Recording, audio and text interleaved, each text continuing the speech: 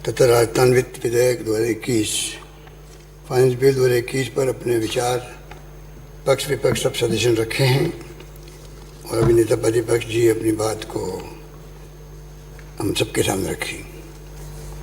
मुझे खुशी है कि सबने विचार अपने खुल के रखे और जैसा कि मैंने पहले भी कहा कि जो भी सदस्य बोलते हैं तो मैं पूरी जानकारी लेता हूँ कि क्या बोला है, क्या उनकी भावना है, बल्कि ध्यान रखता हूँ कि कोई इम्पोर्टेंट पॉइंट छूट नहीं जाए। कैलाश मेघवाली को मैं धन्यवाद देना चाहूँगा कि आज उन्होंने खुल के अपनी बातें रखी। अगर आप खुल के हमेशा बोलते रहते तो और ज़्यादा ज्ञानवर्धन सब काम होता है।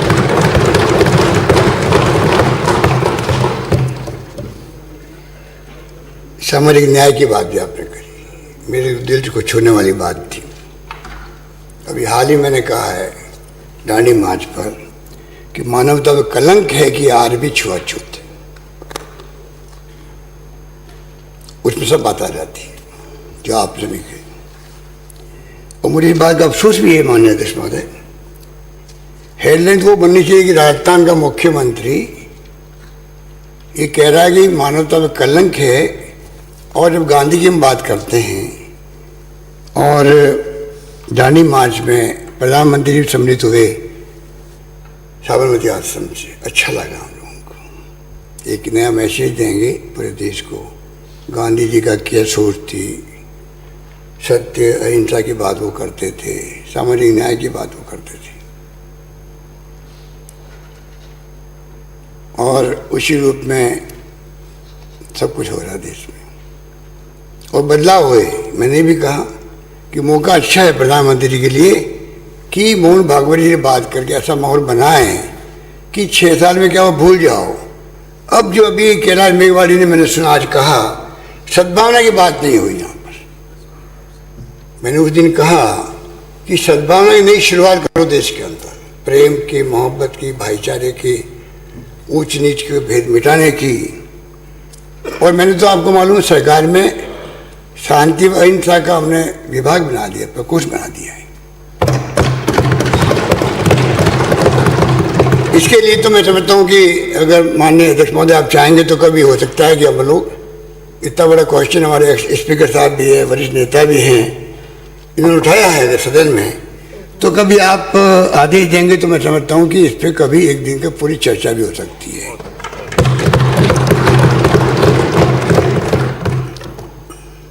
माननीय अध्यक्ष महोदय,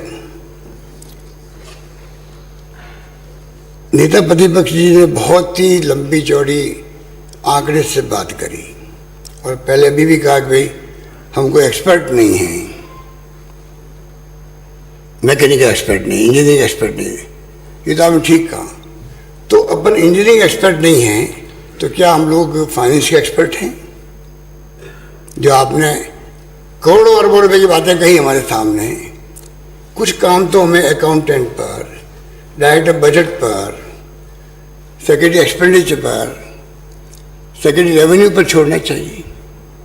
अगर हम इस रूप में बात करेंगे हाउस के अंदर, हाउस में बात करें, पैरामीटर की बात करें कि पैरामीटर किस दिशा में जा रहे हैं, उस पर आलोचना करना बनता है हर एक का, और हमें जवाब देना बनता है किस प्रकार से रेवेन्यू डेफिसिट की तरफ जा रहे हैं, क्यों जा रहे हैं, किस प्रकार से फिस्कल डेफिसिट की तरफ जा रहे हैं या क्यों बढ़ रहा है 3% ज़्यादा, क्यों FRBM एक्ट 2005 आपके वक्त बना था उसको संशोधित करने नौबत क्यों आ गई राजस्थान के अंदर भी, भारत सरकार क्या एडवाइजरी जारी कर रही है, भारत सरकार खुद की स्थिति क्या है वहाँ पर। ये एक नीतिगत बात है कि किस प्रकार पैरामीटर हमारे देश के अंदर केंद्र के हैं और राज्य के हैं। अगर हम PD अकाउंट की बात को लेके हम लोग पूरी स्पीच दे देंगे तो आप तो मंत्री रहे हैं, PD अकाउंट का अपना एक महत्व होता है, किस प्रकार एडजस्टमेंट करना पड़ता है गवर्नेंस करने के लिए। आपने देवस्थान की बात की, आपने कहा तो माता हरि को ऐसे ही भेज देते हैं, मैं नहीं मानता ऐसे ही भेज देते हैं, सोच समझ। और वसुंधरा जी ने आपको सोच समझ के वहाँ भेजा होगा, क्योंकि आप जिस समाज से आते हो तो है ही है, तो साथ में आप इन बातों का महत्व समझते हैं। तो ये आपके मुंह से सुन के मुझे थोड़ा अटपटा लगा। हर एक को ऐसे ही भेज देते, क्या आपको ऐसे ही भेज दिया वहाँ पर? ऐसे ही भेज दिया, गृह मंत्री बनाया, देवस्थान का विभाग भी आपको दिया होगा, सोच समझ के दिया। आपने कहा अरबों खरबों की प्रॉपर्टी है और बहुत कुछ हो सकता है, तो फिर आपके वक्त में क्या हुआ वो बताना चाहिए था। आपको सब जानते हैं कि भाई बहुत कुछ प्रॉपर्टी है, वाराणसी में भी, इलाहाबाद में भी, हरिद्वार में भी, ऋषिकेश में भी बड़ा बड़ा प्रॉपर्टी से, और 50, 60, 70 साल से हम सुनते आ रहे हैं। उसमें आपने क्या किया या क्या करना चाहिए, सभी को आप अवगत कराते, मुझे खुशी होती, ज्ञानवर्धन होता। इसमें ये किया जा सकता, मेरा अनुभव कहता, मैं मंत्री रहा हूँ। ये आपने एक शब्द नहीं बोला उसके ऊपर। तो मैं कहना चाहूँगा कि मैं अभी आपको कुछ पैरामीटर बताऊंगा, क्योंकि आपने पिछली बार भी कुछ बातें ऐसी कही थी, और आप कहने में आपका जो तरीका है ऐसा लगता है कि वास्तव में सच, सिर्फ आप सच बोलते हो, सच के अलावा कुछ नहीं बोलते हो, ऐसा लगता है। वो होता नहीं, वो होता नहीं। अभी मैं बताऊंगा आपको। माननीय अध्यक्ष महोदय, एक हेडलाइंस चुरा ली आपने अखबारों में। 2.5 साल में 1,80,000 युवाओं को नौकरी घोषणा की, मिली मात्र 13,000 हेडलाइंस अखबारों के अंदर। और ऐसे इस प्रकार बोले आप जैसे कि इससे कोई बात सच्ची तो हो ही नहीं सकती। माननीय अध्यक्ष महोदय, और आपने भी कहा हमारे वक्त की नौकरियां आप लगा दी।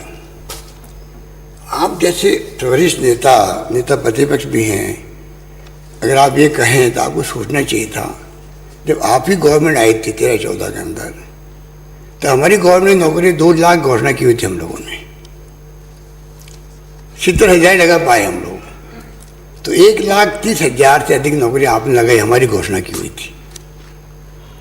तो वो आप लगा सकते हैं, तो क्या आपकी नौकरी घोषणा की हुई हम लोग रोक देते उसको? ये तो परंपरा पहले से चली आ रही होगी। जो नौकरी घोषणा होती है, हाईकोर्ट रुक जाती है, और हमारे वक्त में तो हाईकोर्ट में रुकने का एक नया इतिहास बन गया। और आपकी सरकार बनी, आपने उसको काम को आगे बढ़ाया, नौकरी लगाई, तो हम आपके धन्यवाद करते हैं, लोग भला हो गया। इससे शिकायत की बात नहीं करी आपने कि हमारे वक्त की नौकरी लगी है 13,000। वो तथ्य ठीक नहीं है, असत्य है। मैं बताऊं आपको, जिस प्रकार से नौकरियां लगी है, आप देखिएगा, अभी तक हमने हमारे वक्त में 97,000 नौकरियां नियुक्ति दी जा चुकी राजस्थान के अंदर।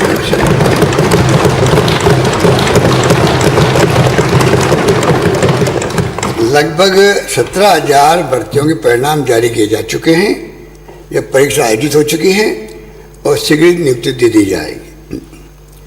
नंबर 3, लगभग 37,000 भर्तियों तो विज्ञापन प्रकाशित हो चुके हैं और जल्दी परीक्षा आयोजित करवाकर नियुक्ति दे दी जाएगी। लगभग 23,000 भर्तियों के विज्ञापन जारी करने की कार्यवाही प्रक्रियाधीन है। इस प्रकार माननीय अध्यक्ष महोदय, सिर्फ 2 साल के अरसे में कोविड भी आ गया था, हमारे द्वारा 1,70,000 से अधिक लोगों को रोजगार दिए जाने की प्रक्रिया का संपादन मात्र 2 साल में किया जा रहा है।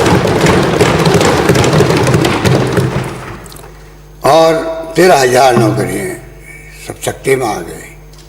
मैंने भी सोचा भाई नेता प्रतिपक्ष कह रहे हैं, पता नहीं सोच समझ के कह रहे होंगे। ये इस प्रकार से बात कहना एक बात होती है। आपने कहते आयुर्वेद विभाग के अंदर स्वास्थ्य मंत्री जी, तो देखा आपने उस वक्त में जब बोल रहे थे आप, मैं ध्यान रख रहा था, और बड़े आपने इस रूप में कहा 19-20 में सिर्फ 111 करोड़ रुपये वास्तविक रूप से खर्च हुए, जबकि मालूम आपको 222 करोड़ रुपये खर्च हुए। 922 करोड़ रुपये 922 करोड़ रुपये खर्च हुए। 922 करोड़ रुपये खर्च हुए। आप कह रहे हो 111 करोड़ और खर्च हुए 922 करोड़। बताइए, जाते हो, मुझे समझ नहीं आता है। मेरे घर से नहीं निकाला, 111 की जगह पे 120 निकाल सकता था ना। तो मैं भी कहाँ से घर से आऊँगा? मैं कौन से घर से लेके आया हूँ? मैं वहीं से लेके आया हूँ, जहाँ से आप लाए वहीं से मैं लाया हूँ। बस फर्क इतना ही कि हम सरकार में, आप सरकार में नहीं हैं, आंकड़े वहीं से आते हैं। पर सोचिएगा कब तक का आंकड़े लाए, कैसे लाए, कहाँ से 111 करोड़ रुपए? ये मानने वाली बात थी। और हमने अभी और बढ़ा करके बजट रिवाइज बजट में हमने 967 करोड़ रखे थे, उसके आगे बढ़े हम लोगों ने 19.46% 181 करोड़ बढ़ा करके 21-22 के बजट में हमने 1154 करोड़ रुपए का प्रावधान किया। कैसे कह सकते हैं कि आपने 111 करोड़ खर्च किए?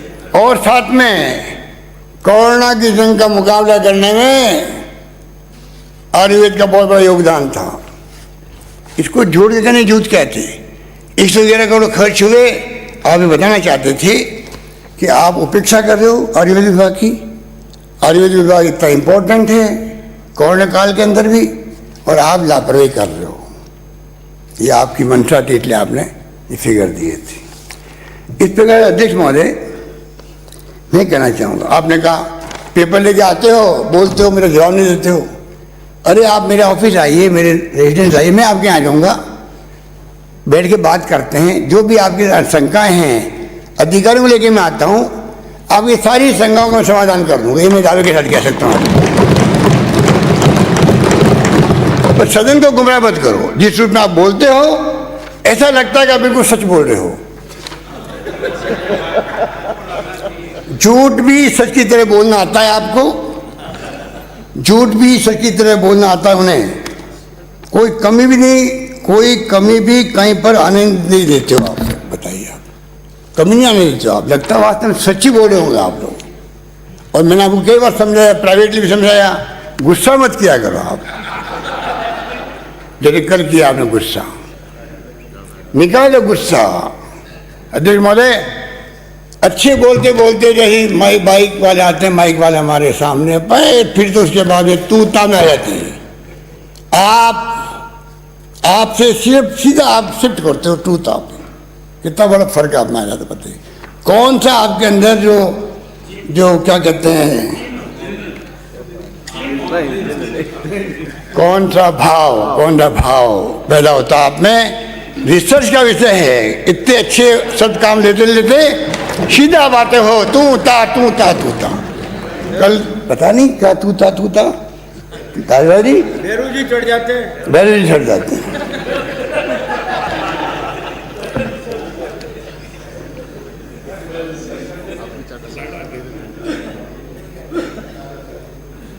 अध्यक्ष महोदय,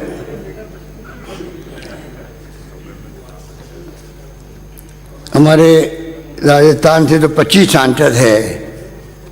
राजस्थान जनता ने छप्पर खोल करके 25 सांसद जिता के भेज दिए बीजेपी के। मैं चाहूँगा अध्यक्ष महोदय, नेता प्रतिपक्ष से मैं अपील करूँगा कि पहले भी मैं बार बार कहा कि कोविड के बाद में स्थिति बहुत बदली है। देखिए, और आपको हम सबको, आपने भी कहा, हम सबको मिलकर काम करना चाहिए। मैं इस बात को आपको धन्यवाद देता हूँ कि भावना आपकी अच्छी है कि सबको मिलकर काम करना चाहिए। पैसा जो है पब्लिक से आता है, पब्लिक में जाता है। हम लोग तो कस्टोडियन हैं, हम लोग ट्रस्टी। बिल्कुल ठीक कहा आपने।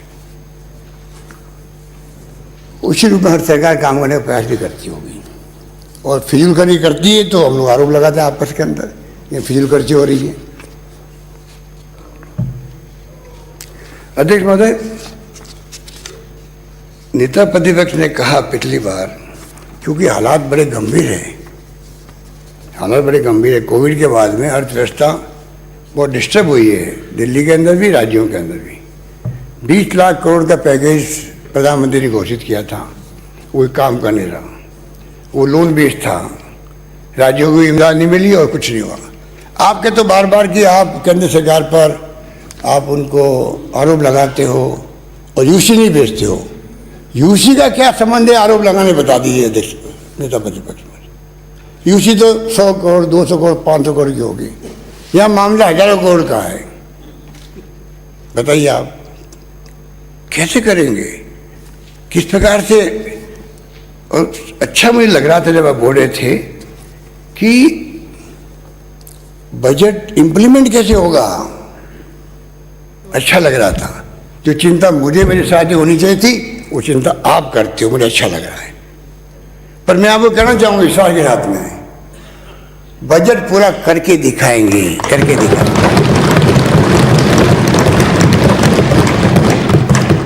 पिछली बार आपने क्या कहा कि अभी दिसंबर में 60% ही खर्च हुआ पैसा, चिंता कर रहे थे आप।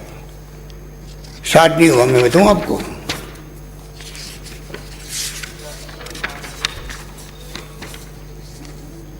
अध्यक्ष महोदय, इनका ट्रैक रिकॉर्ड अच्छा नहीं है आपका। जब आप सत्ता में रहे हो, आपका ट्रैक रिकॉर्ड आपका अच्छा नहीं है। पता नहीं आप अपने अनुभव जब लेते हो, सरकार में होते हो, कैबिनेट में बैठते हो, वो अनुभव काम लेते हो या बोलते वक्त में कैसे लेते हो मुझे पता नहीं। क्योंकि जब आपकी गवर्नमेंट, हमारे पास आपने कहा 60% है, जबकि 62.15% खर्च हो चुके थे 31 दिसंबर तक। और हमें विश्वास है कि हम मार्च 31 तक जो है अधिकांश बजट को पूरा करेंगे। पर अध्यक्ष महोदय, मैं बताना चाहूँगा, माननीय नेता प्रतिपक्ष को क्या अधिकार है ये कहने का कि आप 60% खर्च किया आपने। आपके वक्त में तो बस 46.51% खर्च हुए एक साल। आपके वक्त में 14-15 में हुआ 46.51, 15-16 में हुआ 50.72, 16-17 में हुआ 63.45, 17-18 में हुआ 49.50। और क्योंकि चुनाव हुआ 18-19 का, तब आपने खर्च किया 60.14। हो सकता वो 60 वो याद रह गया होगा, वही बात हो गई। इसलिए 60 अधिक कह दिया आपने। 60 आपका 18-19 का है, हमारा अभी 62-15 है। और आपका ट्रैक रिकॉर्ड ये जो मैं अभी सुना है, सब भारतीय को सुना है। आप बता दीजिए मुझे किस प्रकार आपने ये बात कही कि क्या करोगे आप, कैसे पूरा करोगे। आप ऐसा इंप्रेशन दे लो पब्लिक को जैसा कि ये खाली बस लिपापोती हो रही है, घोषणाएं हो रही है। और आज आपने एक शब्द काम नहीं लिया, ताली बजाओ, ताली बजाओ, क्योंकि उसका कोटा पिछली बार पूरा कर दिया था आपने, बोल बोल करके ताली बजाओ, ताली बजाओ। कोटा इतना पूरा हो गया, इसलिए आज आपने मेहरबानी रखी, ताली नहीं बजवाई। अब मैं आपको कहना चाहूँगा अध्यक्ष माननीय नेता प्रतिपक्ष कि आपने पिछली बार कहा सिर्फ 2 बार 10 साल में रेवेन्यू सरप्लस हुआ है, घाटे में चलता है। माननीय अध्यक्ष महोदय, 10 साल में 12 साल में 2 बार नहीं हुआ, 3 बार हुआ है। और तीनों बार आपके वक्त में नहीं हुआ, मेरे वक्त में हुआ है।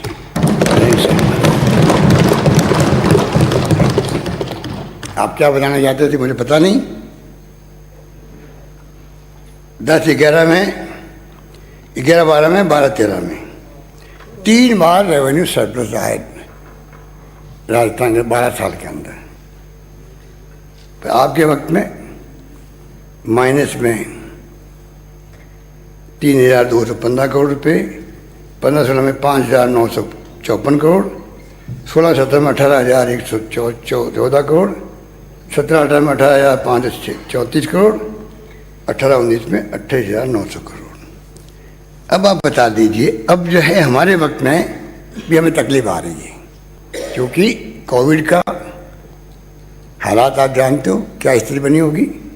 और ऊपर से केंद्र सरकार की नीतियाँ हैं। मैं नीतियों की बात कर रहा हूँ, किस प्रकार से केंद्र सरकार व्यवहार कर रही है राज्यों के साथ में, राजस्थान के साथ में, उसके कारण हो रहा है। इसलिए अब हमें चिंता लग गई है कि आने वाले वक्त में क्या होगा, क्योंकि अगर कटौती होती जाएगी केंद्र से तो कैसे काम चलेगा। आप देखिए अध्यक्ष महोदय, एक तरफ तो आपके कारण कि आपकी सरकार गई थी तो किसानों को कर्जे माफ़ करने की घोषणा कर दी 8,000 करोड़ की, और बांटे 2,000 करोड़ खाली, प्रोविजन था ही नहीं। 6,000 करोड़ हमने बांटे आने के बाद में, 6,000 करोड़। आपने चुनाव के घोषणा होने के 2 दिन पहले 832 रुपये किसानों को दे दिया आपने सब्सिडी बिजली के नाम से। चुनाव जीतना था आपको, परंतु चुनाव जीत नहीं पाए और वो कोई प्रोविजन किया भी नहीं आपने। अब हमने क्या किया, आपकी बात को रखने के लिए कितना ध्यान रखते हम आपका बताइए। आपकी बात को रखने के लिए अगर हमारे पूर्व मुख्यमंत्री महोदय ने घोषणा कर दी है, अब उसको विड्रॉ मत करो। अब उसको और बढ़ा करके ताकतवर बना करके 1,000 प्रति माह 12 महीने मिलेगा।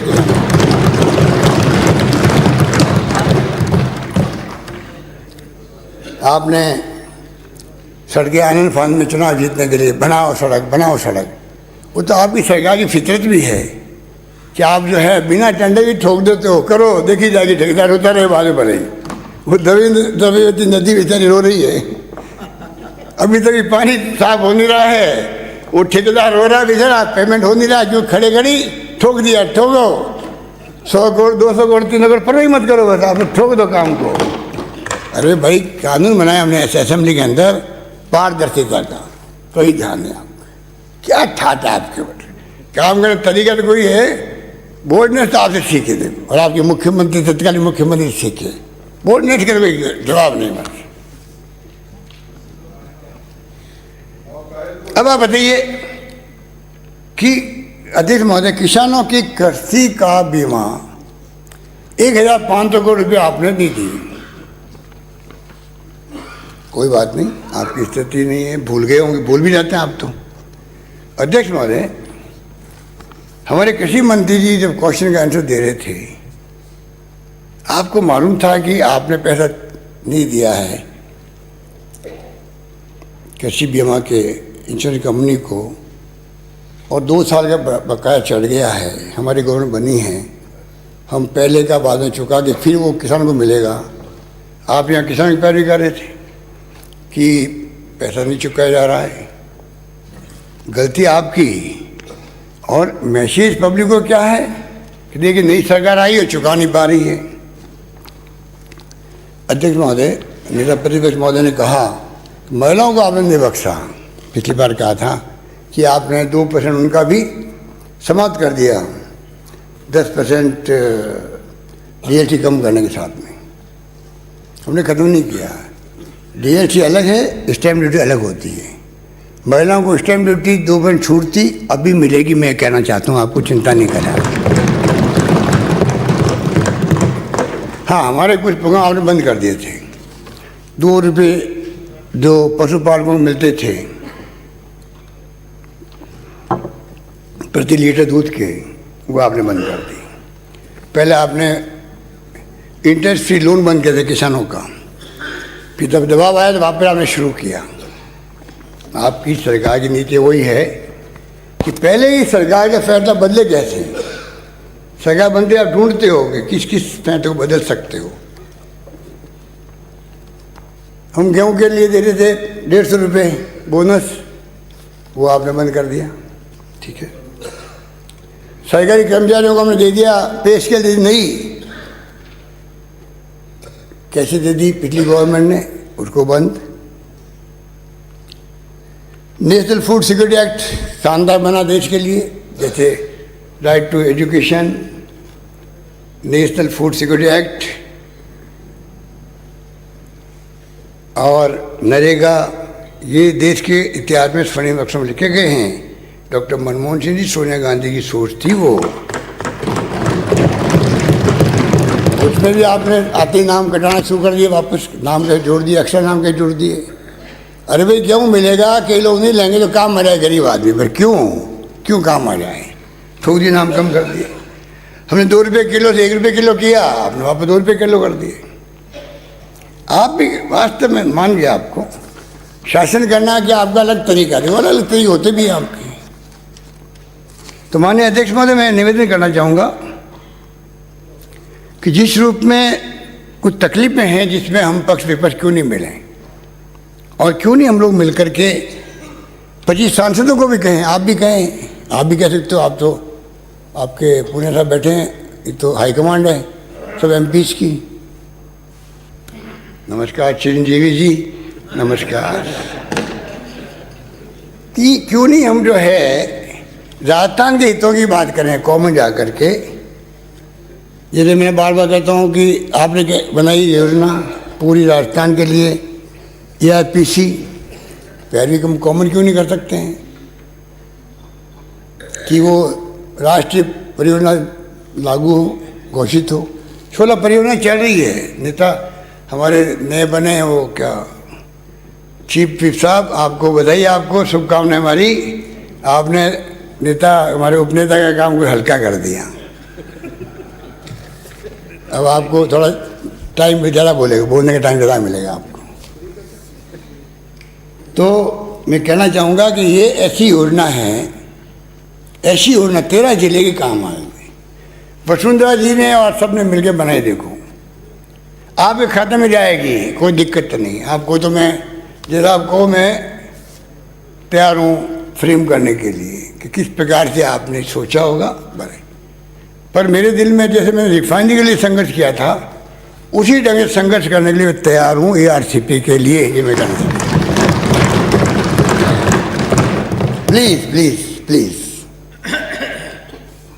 नेता प्रतिपक्ष महोदय, कृपा करके आप इस पर तो विचार करें, क्योंकि आपका बड़ा दिल है, आप पुराने हैं, वरिष्ठ नेता हैं, और इसको तो हमें करवाना ही चाहिए। और मुझे उम्मीद है कि करवा के रहेंगे। ये भावना हम सब में होनी चाहिए पूरे हाउस के मेहमानों के अंदर, और वो भी प्रधानमंत्री के श्रीमुख से निकला हुआ हो। तो क्या कारण नहीं हो सकता है? खाली याद दिलाने की बात है उनको। तो हम याद दिलाएंगे, हम भी याद दिलाएंगे, आप भी याद दिलाएं। मैं समझता हूँ मिलके भी कर सकते हैं। और अगर पॉलिटिक्स कहती है मिलके नहीं करना है, मैसेज गलत जाएगा दिल्ली के हाईकमांड में आपके लिए, विशेष रूप से आपके लिए दो मूर्तियाँ, एक दिल्ली में बैठी हुई है केंद्रीय मंत्री, 3 के लिए मैसेज गलत नहीं जाए तो फिर हम अलग अलग कर लेंगे बात। हम जाके कर लेंगे और जाके अलग बात कर लेंगे। माननीय अध्यक्ष महोदय, देखिए एक तो ARCP, एक जल जीवन मिशन, इसमें जो पहले योजना थी ड्रिंकिंग वाटर की NRDWP, उसमें 90-10 का रेशियो था। अब आप मुझे सहमत हो मेरे माननीय सदस्य पूरे हाउस के प्रतिपक्ष के कि राजस्थान जैसे डेजर्ट के एरिया के अंदर और सदियों से हम लोग भुगतते हैं पानी को लेके, क्या खारा पानी और कैसा पानी, ये सब गाँव के बैकग्राउंड के लोग अधिकांश बैठे हुए हैं। क्या बीती हमारे बाप दादाओं पे हम सोच सकते हैं कि सब तरह का पानी पीना पड़ा, कुबड़े हो जाते थे, नागौर की कुबड़ा पट्टी कहलाती है।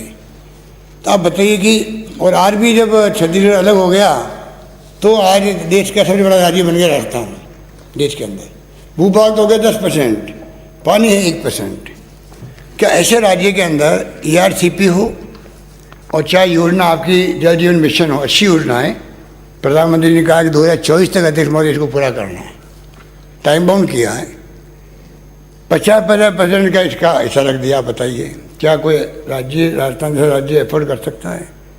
हमारे यहाँ पानी पहुँचाना एक गांव से दूसरे गांव में, यूपी में पहुँचाना तो कोई ज़्यादा फर्क नहीं पड़ता है। एक गांव चालू हुआ, दूसरा गांव शुरू हो गया। हमारे एक गांव से दूसरे गांव रह गए, नाव के नाम के रह गए, लोग बैठ गए ढाणियों में बस गए।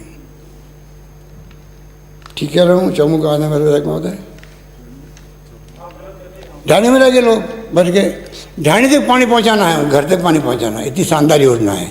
तो क्या ये योजना 90-10% हम लोग मांग नहीं कर सकते केंद्र सरकार से? कैसे पूरी होगी? नहीं तो चमू नहीं, पूरी राजस्थान की बात कर रहा हूँ। ये तो क्यों, इनके वरिष्ठ वो प्रवक्ता भी है, इसलिए मैंने कह दिया कि आपको मैं कम से कम इनका भी मैं व्यू ले लूँ। राजस्थान की बात मैं कर रहा हूँ कि किस रूप में इस योजना को अगर करना है तो हमें इस पर पुनः विचार करना पड़ेगा, और इसमें हम सब मिलकर भी बात कर सकते हैं या हम सब अपनी भावना पहुंचा सकते हैं। माननीय अध्यक्ष महोदय, रेलवे की बात 25 सांसद किसे कहते हैं? हमारे वक्त में ब्रॉडगेज आई या राजस्थान के अंदर, जैसलमेर बाड़मेर तक ब्रॉडगेज पहुंच गई। राजस्थान जुड़ गया पूरे देश के तमाम नॉर्थ ईस्ट एरिया से भी, साउथ से भी, ईस्ट से भी। आप बताइए, ये हमारे वक्त घोषणा की हुई थी, सरमथुरा गंगापुर वाया करौली, चौथ का बरवाड़ा अजमेर वाया टोंक, रतलाम डूंगरपुर वाया बांसवाड़ा। और अध्यक्ष महोदय, आप तो रेल मंत्री रहे थे उस वक्त में, आपने जिस रूप में मेमो कोच फैक्ट्री दी राजस्थान को भीलवाड़ा के अंदर, उसका शिलान्यास हो गया। मुझे अफसोस होता है कि शिलान्यास हो गया प्रोजेक्ट का, उसके बाद में कोई योजना बंद कर सकते कोई हम लोग। सरमथुरा मैं खुद गया वहाँ पर, रेल मंत्री आए आपके उस वक्त में, वो काम पता नहीं क्या हो गया। तो माननीय अध्यक्ष महोदय, कई गंभीर बातें हैं जो मैं कहना चाहूँगा कि अब जीएसटी है, इसकी अवधि जो है, हमने मांग की प्रधानमंत्री से भी कि आप 22 की जगह 27 करो, 2027 करो, जो कमिटमेंट राज्यों के साथ में है। अब जो स्थिति बन गई राज्यों की, आप पैसा दे नहीं पा रहे हो, अभी भी स्थिति ऐसी नाजुक बन गई है, केंद्र सरकार जीएसटी का पैसा नहीं दे पा रही है, तो इसको अगर आप बढ़ाएंगे तो मैं समझता हूँ कि 5 तारीख को बढ़ाना चाहिए।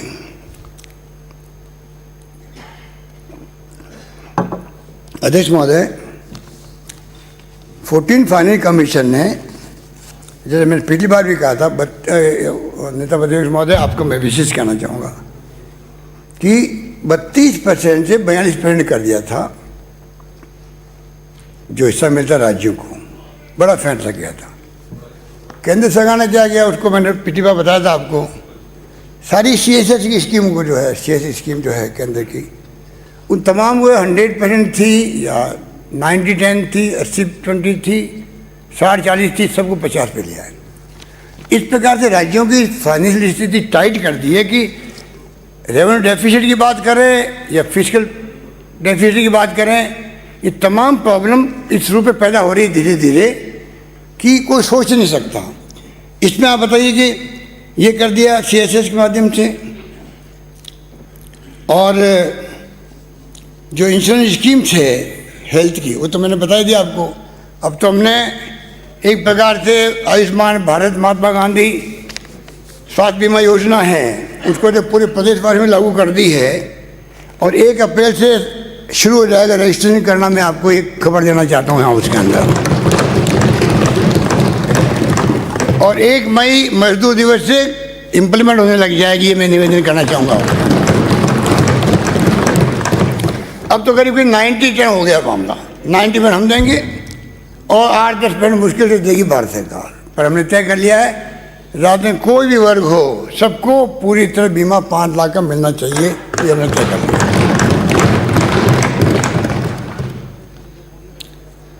माननीय अध्यक्ष महोदय, इसी रूप में कृषि बीमा है, उस पर भी रबी, खरीफ और सिंचाई अलग अलग प्रीमियम तय कर दिए भारत सरकार ने, कैप लगा देती भारत सरकार।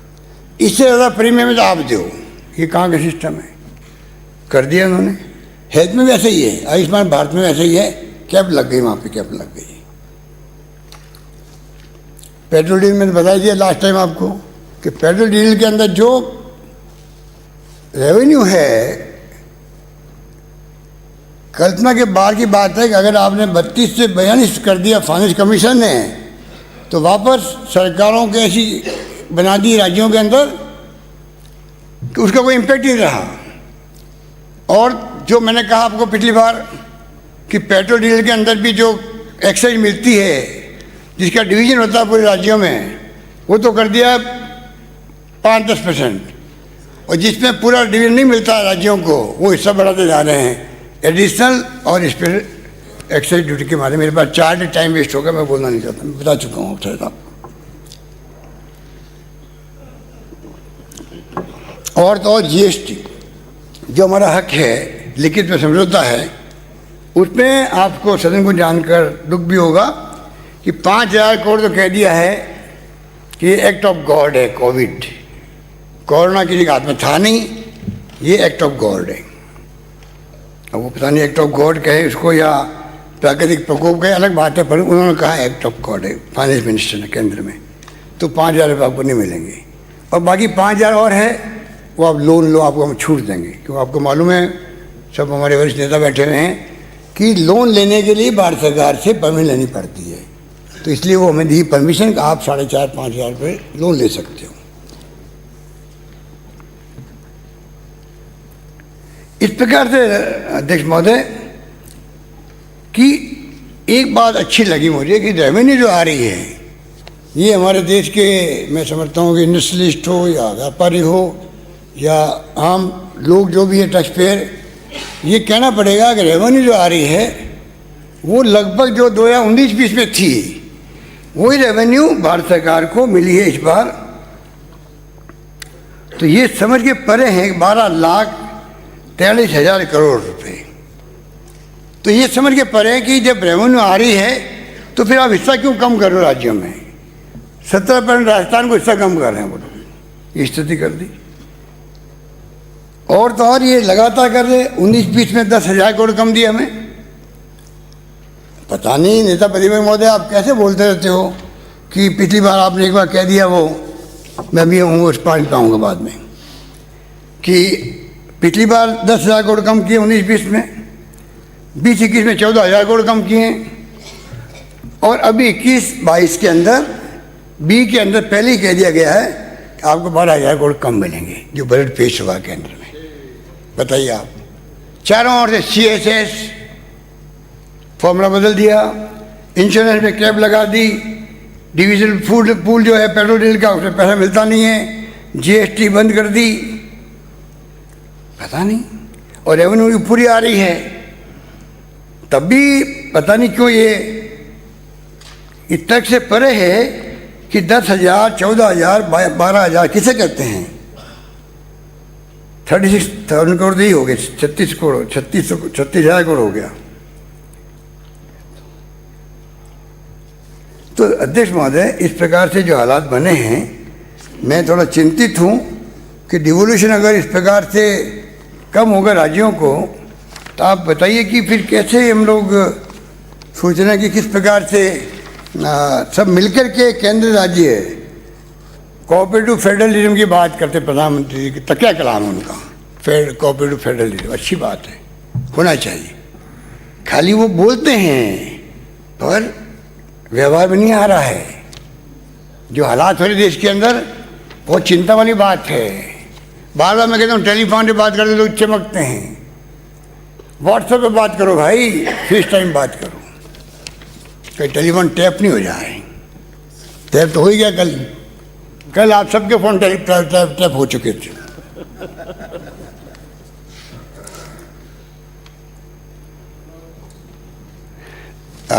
अध्यक्ष महोदय, नेता प्रतिपक्ष महोदय को मैं कहना चाहूँगा, आज भी आपने क्या उदाहरण दिए थे, पता नहीं आप भविष्य वक्ता है, भविष्यवाणी करते हो, कैसे करते हैं? आपने कहा 50,000 करोड़ राजस्व घाटा की पहुँचने की भविष्यवाणी आपने कर दी पिछली बार 20-21 के बजट के अंदर। लेकिन आपने कहा जब हम RI में जाएंगे, जैसे आज आपने कहा था RE में जाएंगे, रिवाइज बजट में जाएंगे, तो हमें केंद्रीय करों की हिस्सा राशि के रूप में 51,131 करोड़ प्राप्त होंगे। ये आपने ऑन रिकॉर्ड कहा था, जब आप रिवाइज बजट में जाएंगे तो आपको 51,131 करोड़ प्राप्त होंगे, आपने कहा 20-21 के बजट के अंदर। मालूम आपको क्या हुआ? हमें मिले सिर्फ 32,000 करोड़ मिले। पता नहीं आपका सपना था, अच्छी भावना थी, अब भविष्यवाणी थी, आप कोई ब्रीफ लिया होगा आपने केंद्र से, पता नहीं किस रूप में आप बोल गया, उसके अंदर 51,131 करोड़ मिलेंगे आपको RE के अंदर, पता नहीं क्या हुआ।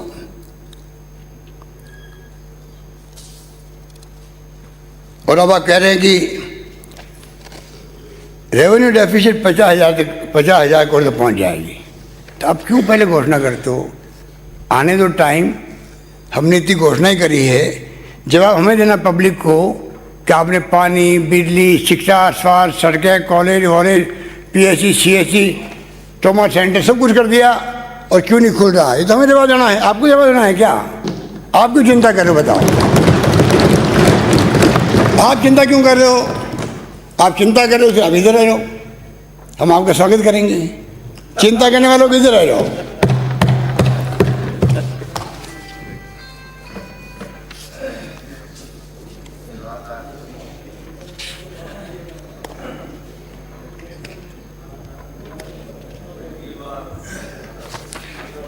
माननीय अध्यक्ष महोदय,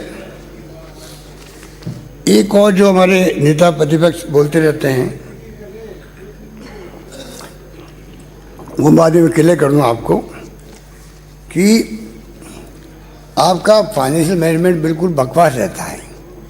जब आप सरकार में होते हो, बात बड़ी बड़ी करते हो, बड़ा शानदार विजन हम लोगों का है। विजन तो आपका हो सकता है, परंतु वित्तीय प्रबंधन नहीं है। मैं कह सकता हूँ, जो मैं बताऊँगा अभी आपको, कि वित्तीय प्रबंधन आपका नहीं है। वो क्यों नहीं है? दो बातें। फिस्कल डेफिसिट भी आपके वक्त में हमेशा 3% के ऊपर गया है। आप बताइए, हमने हमेशा ध्यान रखा किस प्रकार से ऋण सीमा में रहे। संभाली 8-9 में तो 36.38 हमें विरासत में मिला जीडीपी का डेट, कर्जा, ऋण। और सरकार ने छोड़ी तो उसको कम करके हमने 23.5 आपको सौंपी। आपने वापस जो है अपने कुप्रबंधन का इतिहास बनाया, वापस 23.58 को ले गए, 33.78 ले गए, बढ़ा दिया 10% वापस बढ़ा दिया आपके वक्त में। अब हमने आए सरकार में आए हैं तो 23.58 जो हमने दिया आपको, आपने 33.78% बढ़ा के दिया है। ये स्थिति बन गई है। अब बढ़ता जा रहा है हमारे वक्त में भी, क्योंकि केंद्र का डिवोल्यूशन, जीएसटी फॉर्मूला बदल दिया और आपके कर्ज हमने ओढ़े हैं सरकार बनते ही। उसके कारण से हमारी स्थिति बन गई है। अब हमें चिंता लगी किस प्रकार से हम इसको प्रबंध करेंगे। फिर भी हमने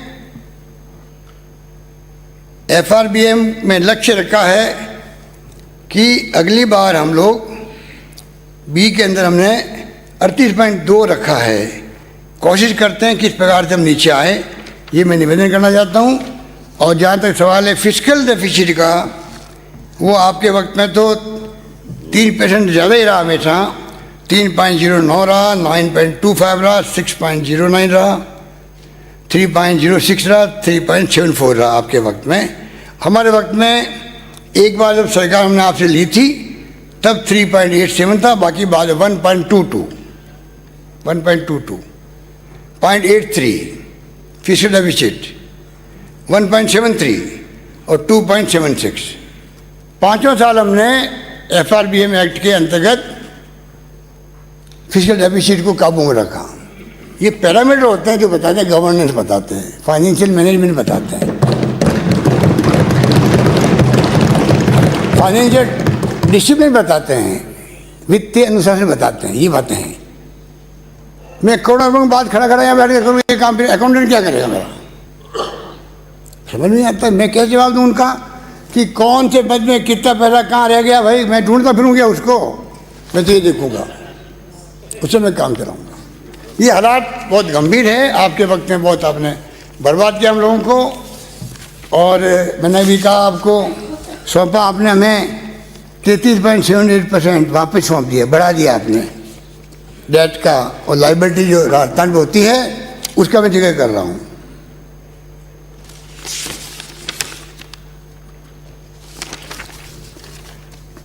अध्यक्ष महोदय,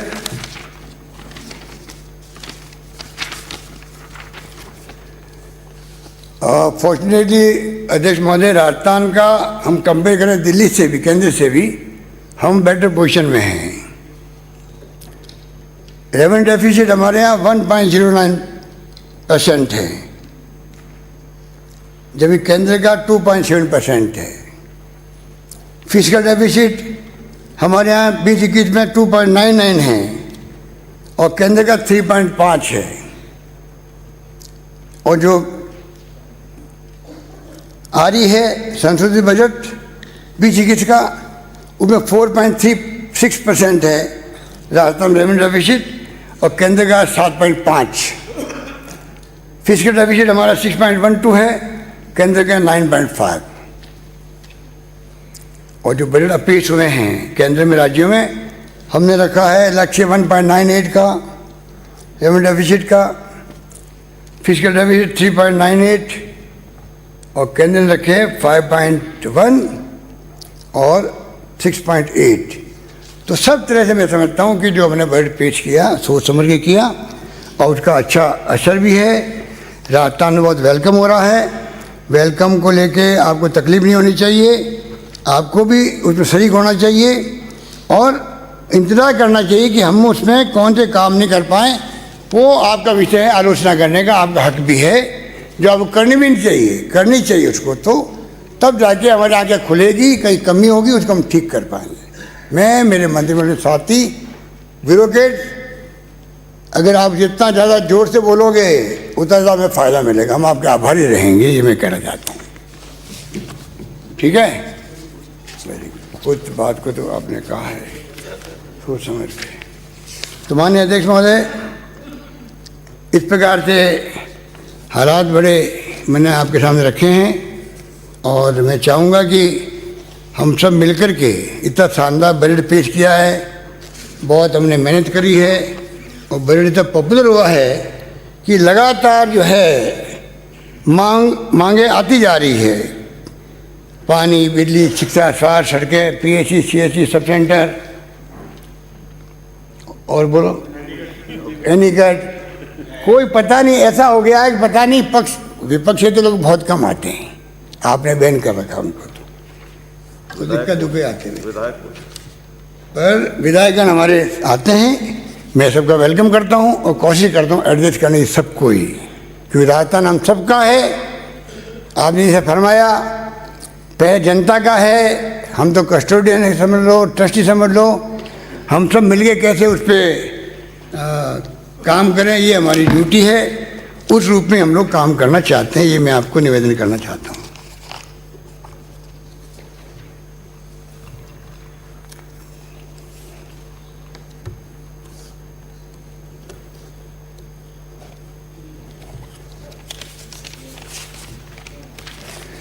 अध्यक्ष महोदय,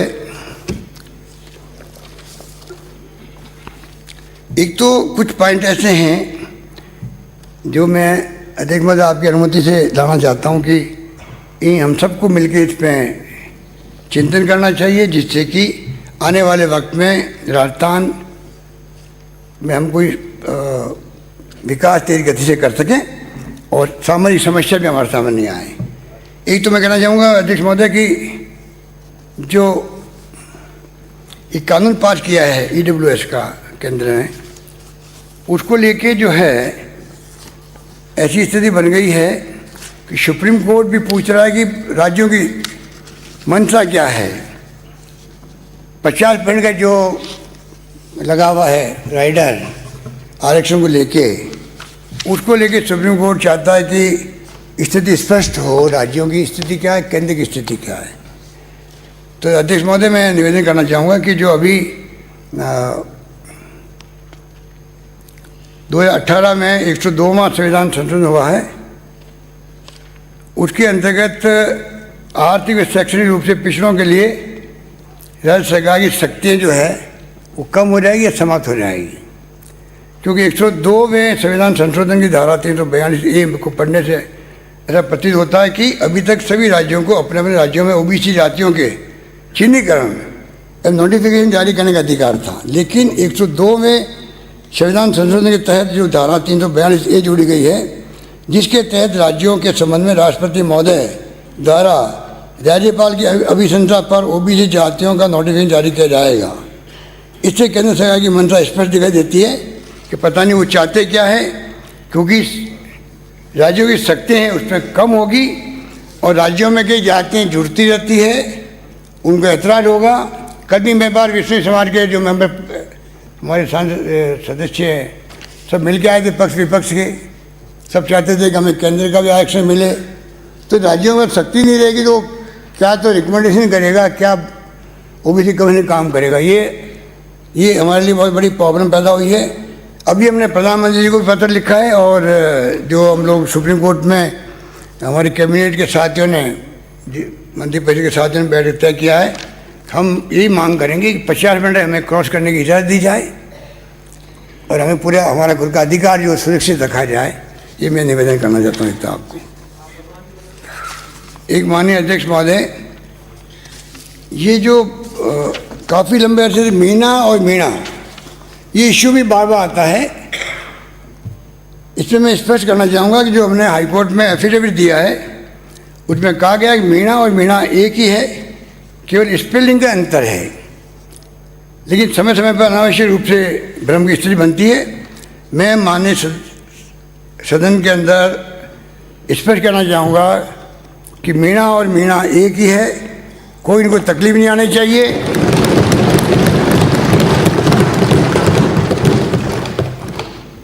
और ये इश्यू हमेशा के लिए समाप्त होना चाहिए। सदन सर्वोपरि, सदन तो सर्वोपरि है। सदन में मैं जब अपनी बात रख रहा हूँ तो मैं उम्मीद करता हूँ कि पक्ष विपक्ष सब मिलकर के इसके ऊपर बात करेंगे। माननीय अध्यक्ष महोदय, एक और इश्यू जो है निजी स्कूलों का जो सुप्रीम कोर्ट में चल रहा है फीस की बाबत, इस पर मैं अभी तो इतना कहना चाहूँगा कि सुप्रीम कोर्ट के पेंडिंग है केस कि जो अभिभावक हैं उनके संग बने हुए हैं और स्कूलों में मैनेजमेंट हैं, चाहिए समय रहते हुए सुप्रीम कोर्ट की भावनाओं को सामने रख करके कोई फैसला करें जिससे कि अभिभावकों को भी तकलीफ नहीं हो और स्कूल में चल सके सुचारू रूप से। ये एक ऐसा इश्यू है जो कि बहुत बर्निंग इश्यू है। इसी तरह माननीय अध्यक्ष महोदय,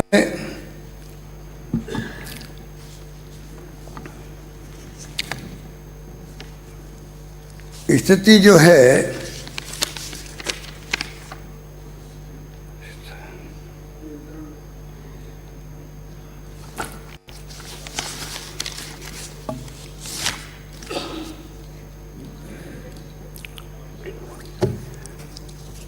माननीय अध्यक्ष महोदय, काफ़ी लोगों ने मुझे काफ़ी मांगे रखी मेरे सामने और अभी हमारे चीफ विप साहब भी याद दिला रहे हैं कि आप लोगों ने कुछ मांगे रख दिए अलग से ही।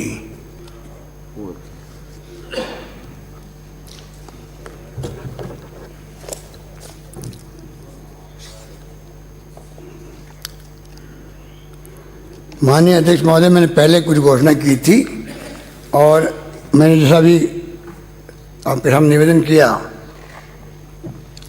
लगातार कुछ मांगे आती जा रही है, तो मेरा फर्ज बनता है कि मैं माननीय सदस्यों के भावनाओं को देखते हुए कुछ आपके आगे से मैं सदन में कुछ घोषणाएं जो कर सकता हूं मैं करने का प्रयास किया, मैं बताना चाहूँगा। चिकित्सा स्वास्थ्य में मेरे द्वारा 24 फरवरी को आगामी बजट प्रस्तुत करते समय प्रदेश में यूनिवर्सल हेल्थ स्कीम लागू करने की घोषणा की थी, जिसका प्रदेश भर में स्वागत हो रहा है। इसका नामांकन मुख्यमंत्री चिरंजीवी योजना करते हुए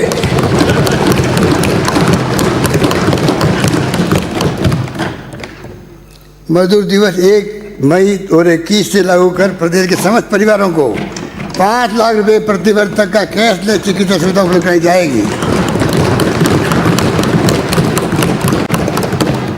इस योजना के अंतर्गत 1 अप्रैल 2021 से वर्तमान में पात्र NFSA SECC लाभार्थियों के अतिरिक्त शेष परिवारों का रजिस्ट्रेशन प्रारंभ कर दिया जाएगा 1 अप्रैल से। प्रदेश के दूरस्थ इलाकों तक चिकित्सा सुविधाओं के विस्तार हेतु लोकल इंटरप्रेन्योर्स को जोड़ते हुए उप स्वास्थ्य केंद्रों और प्राथमिक स्वास्थ्य केंद्रों पर टेली कंसल्टेशन OPD सेवाएं प्रदान की जाएगी। प्रदेश में जैसलमेर, बाड़मेर, जोधपुर, बीकानेर, धौलपुर, करौली, सवाईमाधोपुर, झालावाड़, बारां, भरतपुर के दूरस्थ क्षेत्रों में चयनित खंडों पर मातृत्व संबंधी स्वास्थ्य सेवाएं उपलब्ध कराने के लिए 100 ममता एक्सप्रेस वाहनों का संचालन किया जाएगा। प्रदेश में स्वास्थ्य सेवाओं के आधारभूत ढांचे को मजबूत करने के लिए मैं घोषणा करता हूं कि एका, छांकड़ा, जैसलमेर में स्वास्थ्य केंद्र खोला जाएगा।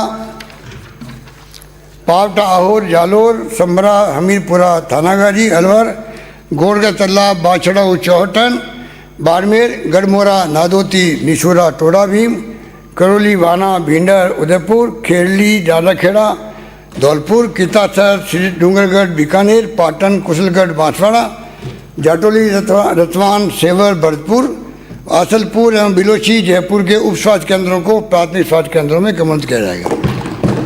बलोई, जाटी, कल्याणपुर, खोखसर, बोडवा, गिड़ा, बाड़मेर, मीना, चिमला, चिकराय, दौसा, गुमन, सरकला, पिलानी, गोठड़ा, खेतड़ी, झुंझुनू, पड़ासला, भापीनी, जोधपुर, ललितपुरा, रघुनाथगढ़, पिपरली, सेमलपुर, चित्तौड़गढ़, बूडी, बावल, किशनबाज, अलवर में प्राथमिक स्वास्थ्य केंद्र खोले जाएंगे। इशरोदा, तिजोरा, अलवर, भगवानपुरा, मांडल, बिरोड़ा, सागवाड़ा, डूंगरपुर, अवार, कुमेर, भरतपुर, इस्लामपुर, झुन्नू के प्राथमिक स्वास्थ्य केंद्रों को सामुदायिक स्वास्थ्य केंद्रों में कन्वर्ट किया जाएगा। शालाबाद, जोधपुर, पोखरण, जैसलमेर, मकराना, परबतसर, नागौर, बाली, पाली, भिवाड़ी, बेरोल, अलवर व मांगरोल, 12 के सामुदायिक स्वास्थ्य केंद्रों को उप जिला चिकित्सालय में कन्वर्ट किया जाएगा।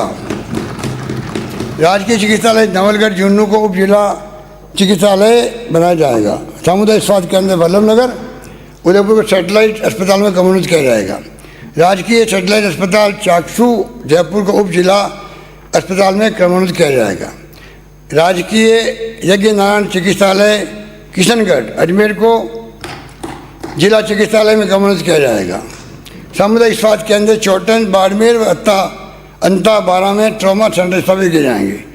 सामुदायिक स्वास्थ्य केंद्र खंडा, सवाईमाधोपुर में बेड क्षमता 50 से 75, चौथ का बरवाड़ा, सवाईमाधोपुर, 8 फुट, डूंगरपुर में बेड क्षमता 30 से बढ़ाकर 50, धोरी बन्ना, बाड़मेर, नावा, नागौर व तारानगर, चूरू में बेड क्षमता 50 से बढ़ाकर 75 तथा महुआ, दौसा में बेड क्षमता 50 से बढ़ाकर 100 की जाएगी। आयुर्वेद चिकित्सालय नोखा, बीकानेर को ए श्रेणी चिकित्सालय में कन्वर्ट किया जाएगा। आगामी वर्ष में प्रदेश में उच्च माध्यमिक स्तर के विद्यालयों में 11वीं व 12वीं कक्षा में, माननीय अध्यक्ष महोदय, ये बड़ी घोषणा है, आगामी वर्ष में प्रदेश में उच्च माध्यमिक स्तर के विद्यालयों में 11वीं व 12वीं कक्षा में 500 से अधिक छात्राएं अध्ययनरत होने पर उस विद्यालय को कन्वर्ट करते हुए कन्या महाविद्यालय स्थापित किया जाएगा।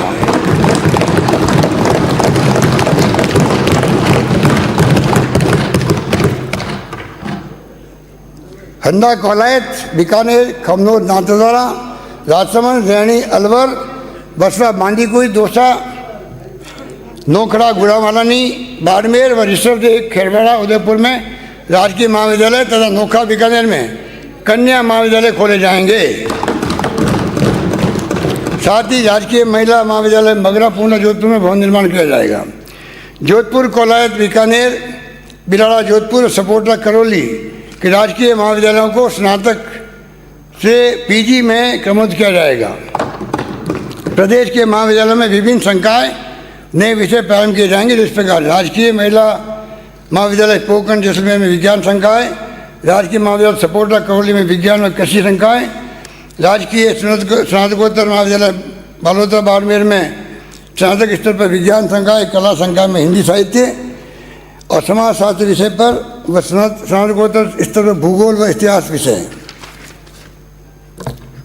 डूंगर महाविद्यालय बीकानेर में स्नातक स्तर पर संगीत व गृह विज्ञान विषय, नाथद्वारा पीजी कॉलेज में भूगोल विषय व महिला कॉलेज में अंग्रेजी साहित्य विषय, राजकीय महाविद्यालय बयाना, भरतपुर में विज्ञान विषय, राजकीय महाविद्यालय बोली, बामनवाड़ा, सवाईमाधोपुर व दूदू, जयपुर वाणिज्य संकाय, राजकीय महाविद्यालय बस्ती, जयपुर में कला संकाय में समाजशास्त्र, राजनीति विज्ञान व संस्कृत विषय, राजकीय कन्या महाविद्यालय सादुलपुर, श्री गंगानगर में स्नातकोत्तर स्तर पर राजनीति विज्ञान, इतिहास व पंजाबी विषय, राजकीय महाविद्यालय जैसलमेर में स्नातकोत्तर हेतु वाणिज्य व्यावसायिक प्रशासन विषय व महिला महाविद्यालय जैसलमेर में स्नातकोत्तर में समाजशास्त्र विषय खोले जाएंगे। राजकीय बालिका विद्यालय धोद, सीकर में छात्रावास बनाया जाएगा। वल्लभनगर, उदयपुर में राजकीय विद्यालय को अंग्रेजी माध्यम में प्रवृत्त करते हुए छात्रावास बनाया जाएगा। इस पर 5 करोड़ रुपये का व्यय होगा। भूसावल, भरतपुर, डूंगरपुर, भरतपुर, नारायणपुर, बानसूर, अलवर तथा गंगरार, बेगू, चित्तौड़गढ़ में छात्रावास खोले जाएंगे। प्रदेश में 34 राजकीय उच्च प्राथमिक संस्कृत विद्यालयों को राजकीय प्रवेशिका विद्यालयों में क्रमबद्ध कराना प्रस्तावित है।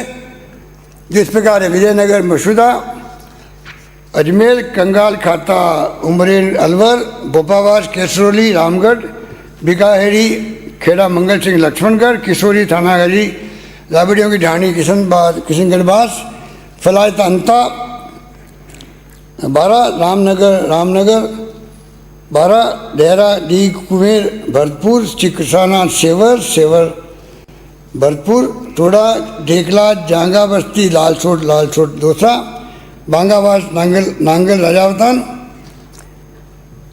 धोर बसेड़ी, धौलपुर, बरेटा कल्ला, राजाखेड़ा, बड़ी राना, नोहर, भिरानी, भादरा, तिलोकीनाथपुरा, चाकसू, आंतेला, विराटनगर, खेजरोली, गोविंदगढ़, श्रीरामपुरा, जोटवाड़ा, अमरसागर, जैसलमेर, मांडोली नगर, जसवंतपुरा, जालोर, परसामपुरा, झुंझुनू, जूनी मंडी, कन्हैया कॉलोनी, गुरा का तालाब, जोधपुर, पीए बख्तावरपुरा, परमेश्वर, नागौर, बोजा ठाकुर का बाड़िया, भीम, राजसमंद, रामपुरा, खंडेला, सीकर, सावलपुरा, अलोदा, सीकर, रूपनगर, चौथ का बरवाड़ा, सवाईमाधोपुर, ढाणी, देहरा, बामनवास, यज्ञ के बालाजी आवासन मंडल, टोंक, बातड़िया, मीणों की झोपड़िया, उनियारा, टोंक, पुराना खेड़ा, मालपुरा। प्रदेश के ऐसे क्षेत्रों में जहाँ उर्दू भाषा का अधिक प्रचलन है तथा छात्र छात्राओं को सुव्यवस्थित तरीके से उर्दू भाषा के अध्ययन की सुविधा उपलब्ध कराई जाएगी। इसके लिए राज्य स्तर पर शिक्षा निर्देशालय के अंतर्गत उर्दू का अलग से शिक्षण प्रकोष्ठ की स्थापना की जाएगी। जिन क्षेत्रों में प्राथमिक स्तर पर 20 छात्र छात्राएं उर्दू में शिक्षा प्राप्त करने हेतु नामांकित होंगे वहाँ प्राथमिक विद्यालय में उर्दू अध्यापक का पद सृजन किया जाएगा। 6वीं से उच्च कक्षाओं में 10 से अधिक विद्यार्थी होने पर उर्दू शिक्षा की पूर्ववर्त व्यवस्था जारी रखते हुए उर्दू शिक्षकों की सृजित पदों 444 पदों को बढ़ाकर 1000 किया जाना प्रस्तावित है। कृषि उर्वरकों की समय पर उपलब्धता सुनिश्चित करने के लिए 2 लाख टन यूरिया तो 1 लाख टन DAP के अग्रिम भंडारण हेतु 20 करोड़ रुपये का प्रावधान किया जाएगा। किसानों को मंडी प्रांगण में कृषि जिंसों के विक्रय हेतु प्रोत्साहन स्वरूप पूर्व में संचालित कृषक उपहार योजना को संशोधित स्वरूप में पुनः प्रारंभ किया जाएगा। इस योजना अंतर्गत मंडी स्तर पर प्रत्येक 3 माह में 50,000 रुपये, खंड स्तर पर प्रत्येक 6 माह में 1 लाख रुपये एवं राज्य स्तर पर प्रत्येक वर्ष में 5 लाख रुपये के नगद पुरस्कार दिए जाएंगे। रूपनगढ़ अजमेर में नवीन कृषि उपज मंडी स्थापित की जाएगी। पीतमपुरी, नीमगढ़ थाना, सीकर व जिलाई निवाई टोंक में कृषि महाविद्यालय खोले जाएंगे। पांडवा, सागवाड़ा, डूंगरपुर में पशु चिकित्सालय खोला जाएगा। साथ ही पशु चिकित्सालय सिंसनी डीग, भरतपुर को प्रथम श्रेणी पशु चिकित्सालय में क्रमबद्ध किया जाएगा। जनजातीय क्षेत्रीय विकास राज्य में डूंगरपुर, कुशलगढ़, बांसवाड़ा, प्रतापगढ़ एवं उदयपुर ITI परिसरों में निर्मित कौशल विकास केंद्र के भवनों में नए वोकेशनल कोर्सेज प्रारंभ करते हुए ITI इकाइयों के रूप में विस्तारित किया जाएगा।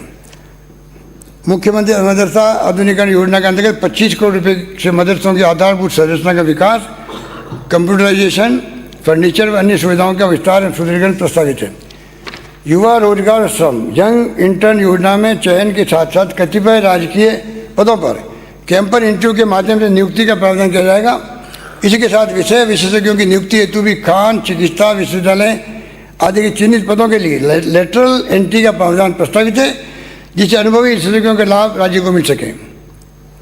राशन डीलर्स के आश्रितों को अनुकंपात्मक डीलरशिप प्रदान किए जाने की शर्तें यथा पुत्र, पुत्री व पुत्रवधू को शामिल करना एवं अधिकतम आयुष्मा 45 से बढ़ाकर 55 करना इत्यादि प्रावधान करते हुए सरलीकरण किया जाएगा। वर्तमान समय में भी ऐसी स्थिति देखने में आती है कि ट्रेंड प्रोफेशनल्स एवं कामकाजी महिलाएं शादी के बाद घर परिवार संभालने के लिए काम छोड़ देती है। आगामी 3 वर्षों में ऐसी 15,000 महिलाओं को पुनः जॉब दिलवाने, वर्क फ्रॉम होम की अपॉर्चुनिटी उपलब्ध कराने की दृष्टि से निजी क्षेत्र के सहयोग से बैक टू वर्क योजना प्रारंभ की जाएगी। प्रदेश की NCC कैडेट वसुंधरा चौहान द्वारा पेश की गई बहादुरी की मिसाल के चलते उन्हें पुलिस में उप निरीक्षक पद पर नियुक्त किया गया है।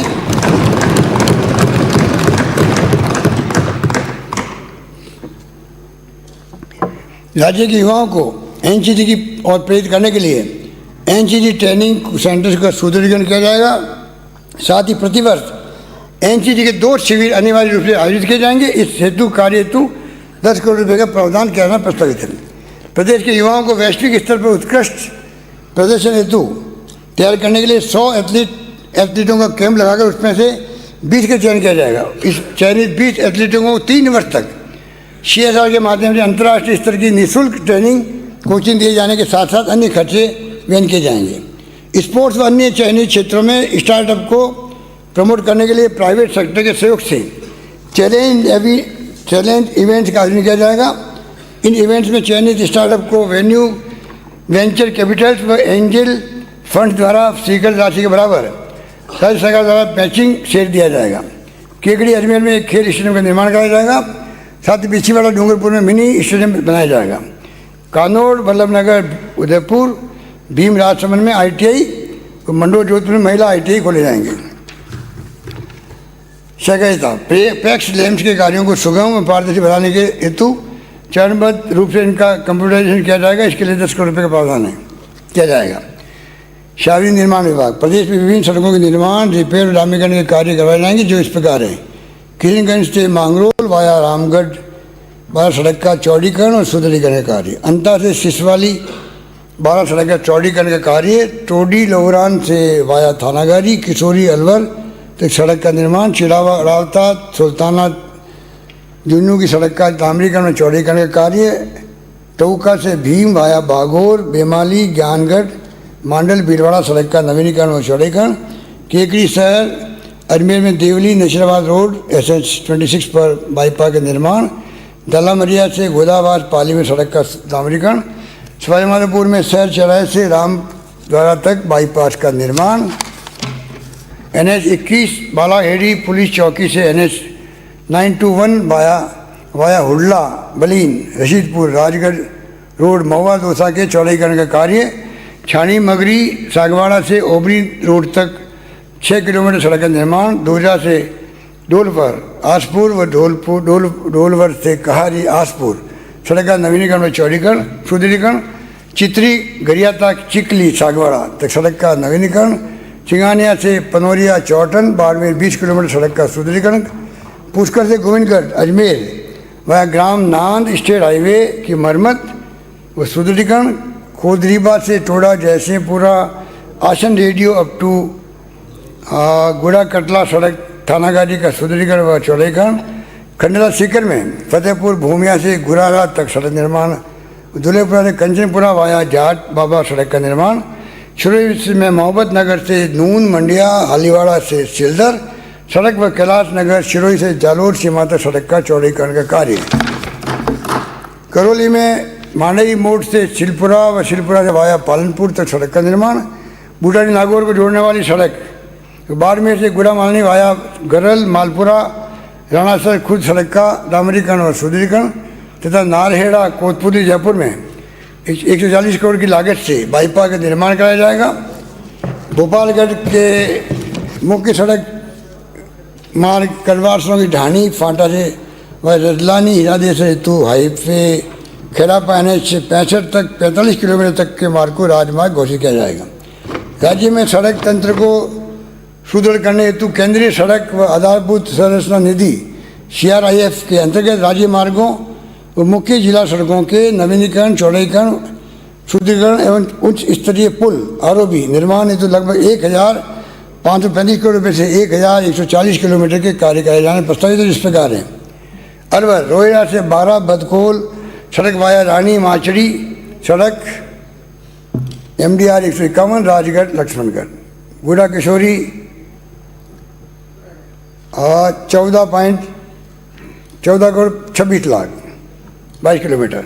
गुड़ा किशोरी सिद्धका तिवारा श्री नटाटा सड़क state highway 55 थानागारी 13 kilometre 16 crore 31 lakh रुपए। टहला राजगढ़ गढ़ी सवाईराम सड़क state highway 25A थानागारी 18 kilometre 8 crore 94 lakh रुपए। MDR 138 से स्टेट हाईवे 14 गोपीपुरा से जसई हरियाणा बॉर्डर तक वाया इलाहेड़ी नांगल उदिया बींजवाड़ चौहान बूंडावर 13 किलोमीटर 9,81,00,000 रुपये। कोट कासिम टबुकड़ा हरियाणा बॉर्डर सड़क स्टेट हाईवे 108 तिजारा 10 किलोमीटर 6,86,00,000 रुपये।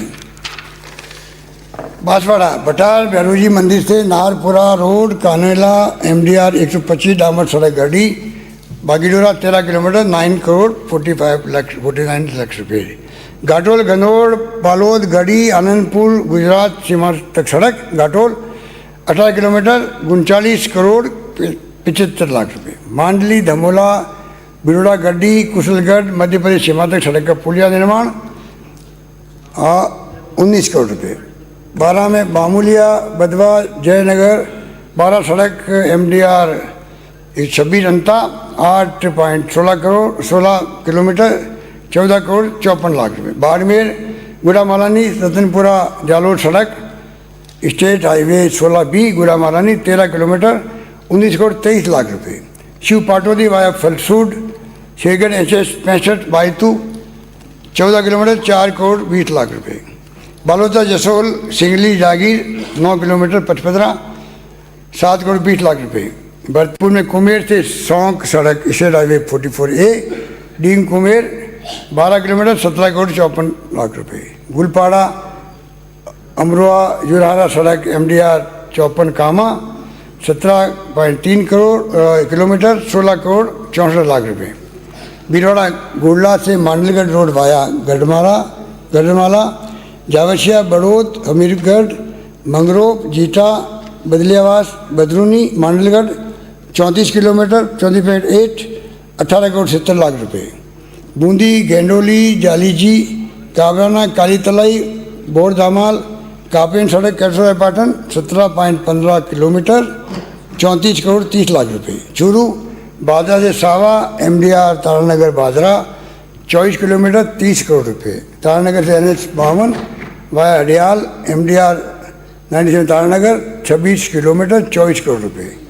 दोसा रोहड़ा NH 11A से 12 Badkol via Bishanpura Nimali Delari Awaneri Pundarpura Aliyabada Maukheda Bhaiyadi Reni Machadi MDR 151 Bandikui 14.5 kilometre 18 crore 40 lakh रुपये। धौलपुर बाड़ी सेपू खेड़ागढ़ स्टेट सड़क स्टेट हाईवे 42 पर submersible pump bridge Dholpur 8 crore रुपये। हनुमानगढ़ बठिंडा सूरतगढ़ रेलवे फाटक section LC number C85 Hanumangarh Suratgarh सड़क NH 694 पर 4 लेन ROB निर्माण पीलीबंगा 65 करोड़ रुपये। जयपुर पावटा नरेला सड़क से अलवर जिले की सीमा तक वाया मंगलावार चाहू बगड़वाला ढाणी ढारड़ा उठपुरिया प्रज्ञापुरा एवं प्रज्ञापुरा पांचू डालव से अलवर सीमा तक विराटनगर 25 किलोमीटर 39 करोड़ 43 लाख रुपये। बेरोड से ताला वाया बांछूर नारायणपुरा थांगाजी सड़क जमारामगढ़ 19 किलोमीटर 15 करोड़ 93 लाख रुपये। Jalore Sanchore Raniwada Mandar road SH state highway 11 Sanchore Raniwada 40 kilometre 27 crore रुपये।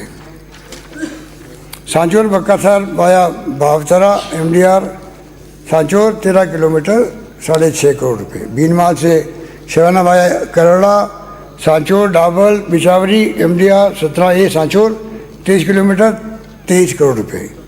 झालावाड़ सिंगल लेन से डबल लेन तक चौड़ीकरण और बाकानी भूमाड़ा रायपुर देवलखेड़ा मथानिया ओसाव पिराव रामपुरिया पटापरा की मजबूती ओसाव से MP बॉर्डर सेक्शन तक झालापाटन 30.50 किलोमीटर और 91 करोड़ 50 लाख रुपये।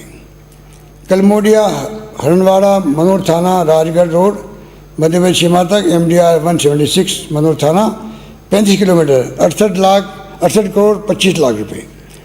SL से DL रायपुर आजमपुर डुमलिया मुरारी खेरी चचलाव पोखरी गुणवारी कांवारी बिलवाड़ी उदयपुरिया से झालावाड़ जिला सीमा सड़क झालापाटन तक 34.9। This news is co-powered by Kajaria. PolicyBazaar.com. Kajaria, India's #1 tile company. PolicyBazaar.com. Compare by Save. सह प्रायोजक महात्मा गांधी अस्पताल सीतापुरा जयपुर। Wonder Cement, एक परफेक्ट शुरुआत। All seasons club soda, man of all seasons. कोई भी दाग हो या हो अनइवन स्किन टोन, बस अप्लाई कीजिए no scars. JK super cement, build safe. मेरा आपका विश्वास ही हमारी पहचान। SRMB रियल स्टील से। Amul, the taste of India.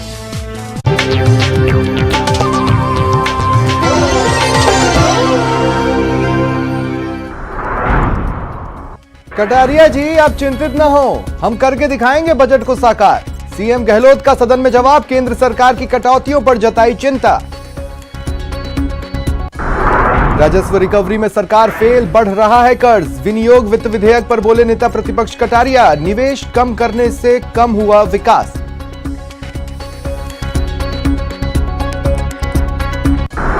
एक साल में देश हो जाएगा टोल प्लाजा फ्री।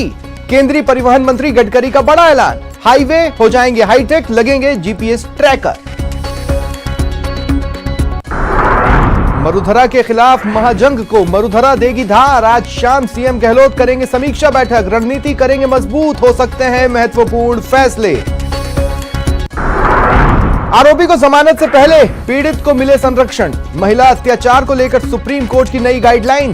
सुनवाई के दौरान जज को सावधान और संवेदनशील रहने की सलाह। चौक में लुटेरों का तांडव, गोली मारकर व्यापारी से लूटे 14 लाख। इलाज के दौरान व्यापारी ने तोड़ा दम, व्यापारियों में आक्रोश, अनिश्चितकाल के लिए मंडी बंद। और सदन में जादूगर के जवाब से विपक्ष निशब्द। आंकड़ों से सीएम ने कैसे किया विपक्ष को खामोश, प्राइम डिबेट में करेंगे बहस।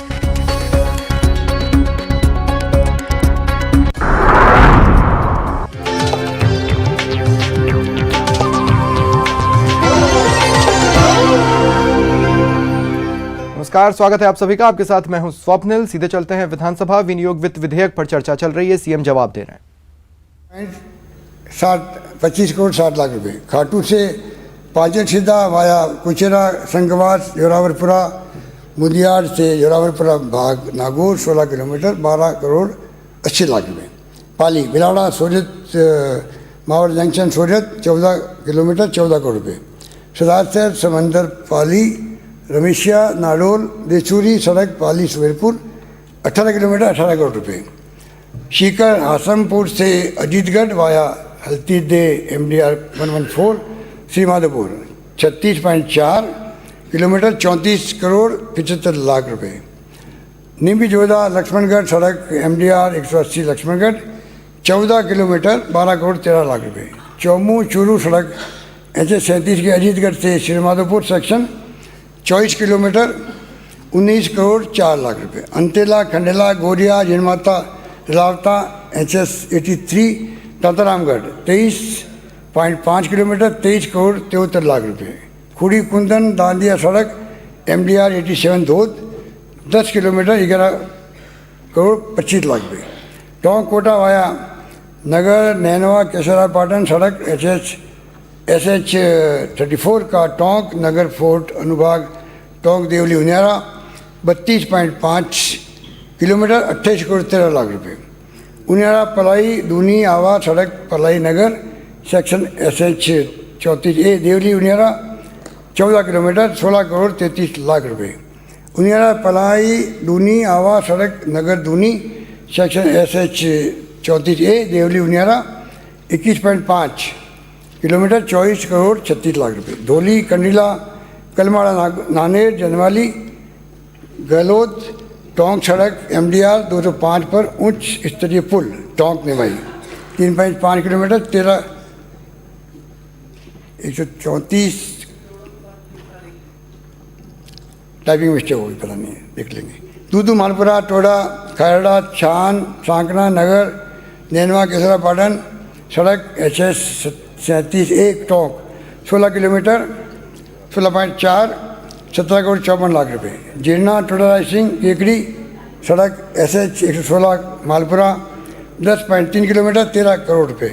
राष्ट्रीय राजमार्ग संख्या 76 भवराशिया से मोडी बाठड़ा अडिंडा कुड़ावड़ उदयपुर से सड़क वल्लभ नगर 16 किलोमीटर 14 करोड़ रुपए। राजेल से कल्याणपुर SH 53 कीर की चौकी, भिंडर, सलूम्बर, कल्याणपुर, खेरवाड़ा 15 किलोमीटर 14.50 करोड़ रुपए। निवाई टोंक में सार्वजनिक निर्माण विभाग का एक्शन खोला जाएगा। बांका से चौटन में 33 kV GSS स्थापित किया जाएगा। राज्य में self help groups, rural artisan तथा विभिन्न हैंडीक्राफ्ट से जुड़े कारीगरों को तकनीकी प्रशिक्षण, बिजनेस एंटरप्राइज से संबंधित स्किल्स उपलब्ध कराने, मार्केटिंग लिंकेज, रिसोर्स मोबिलाइजेशन में समूची सहायता उपलब्ध कराने की दृष्टि से Rajasthan centre of craft and design management स्थापित करना प्रस्तावित है। इस हेतु 25 करोड़ रुपये का प्रावधान किया जाना प्रस्तावित है। ऐसे व्यक्तियों और संस्थाओं को प्रोत्साहन देने के लिए इस प्रकार निर्मित उच्च से मैं वापस पढ़ता हूँ, ये बड़ा इंपॉर्टेंट है। राज्य में self help groups, rural artisans तो विभिन्न हैंडीक्राफ्ट से जुड़े कारीगरों को तकनीकी प्रशिक्षण, बिजनेस एंटरप्राइज से संबंधित स्किल्स उपलब्ध कराने, मार्केटिंग लिंकेज, रिसोर्सेज मोबिलाइजेशन में समुचित सहायता उपलब्ध कराने की दृष्टि से Rajasthan centre of craft and design management स्थापित करना प्रस्तावित है। इस हेतु 25 करोड़ रुपये का प्रावधान किया जाना प्रस्तावित है।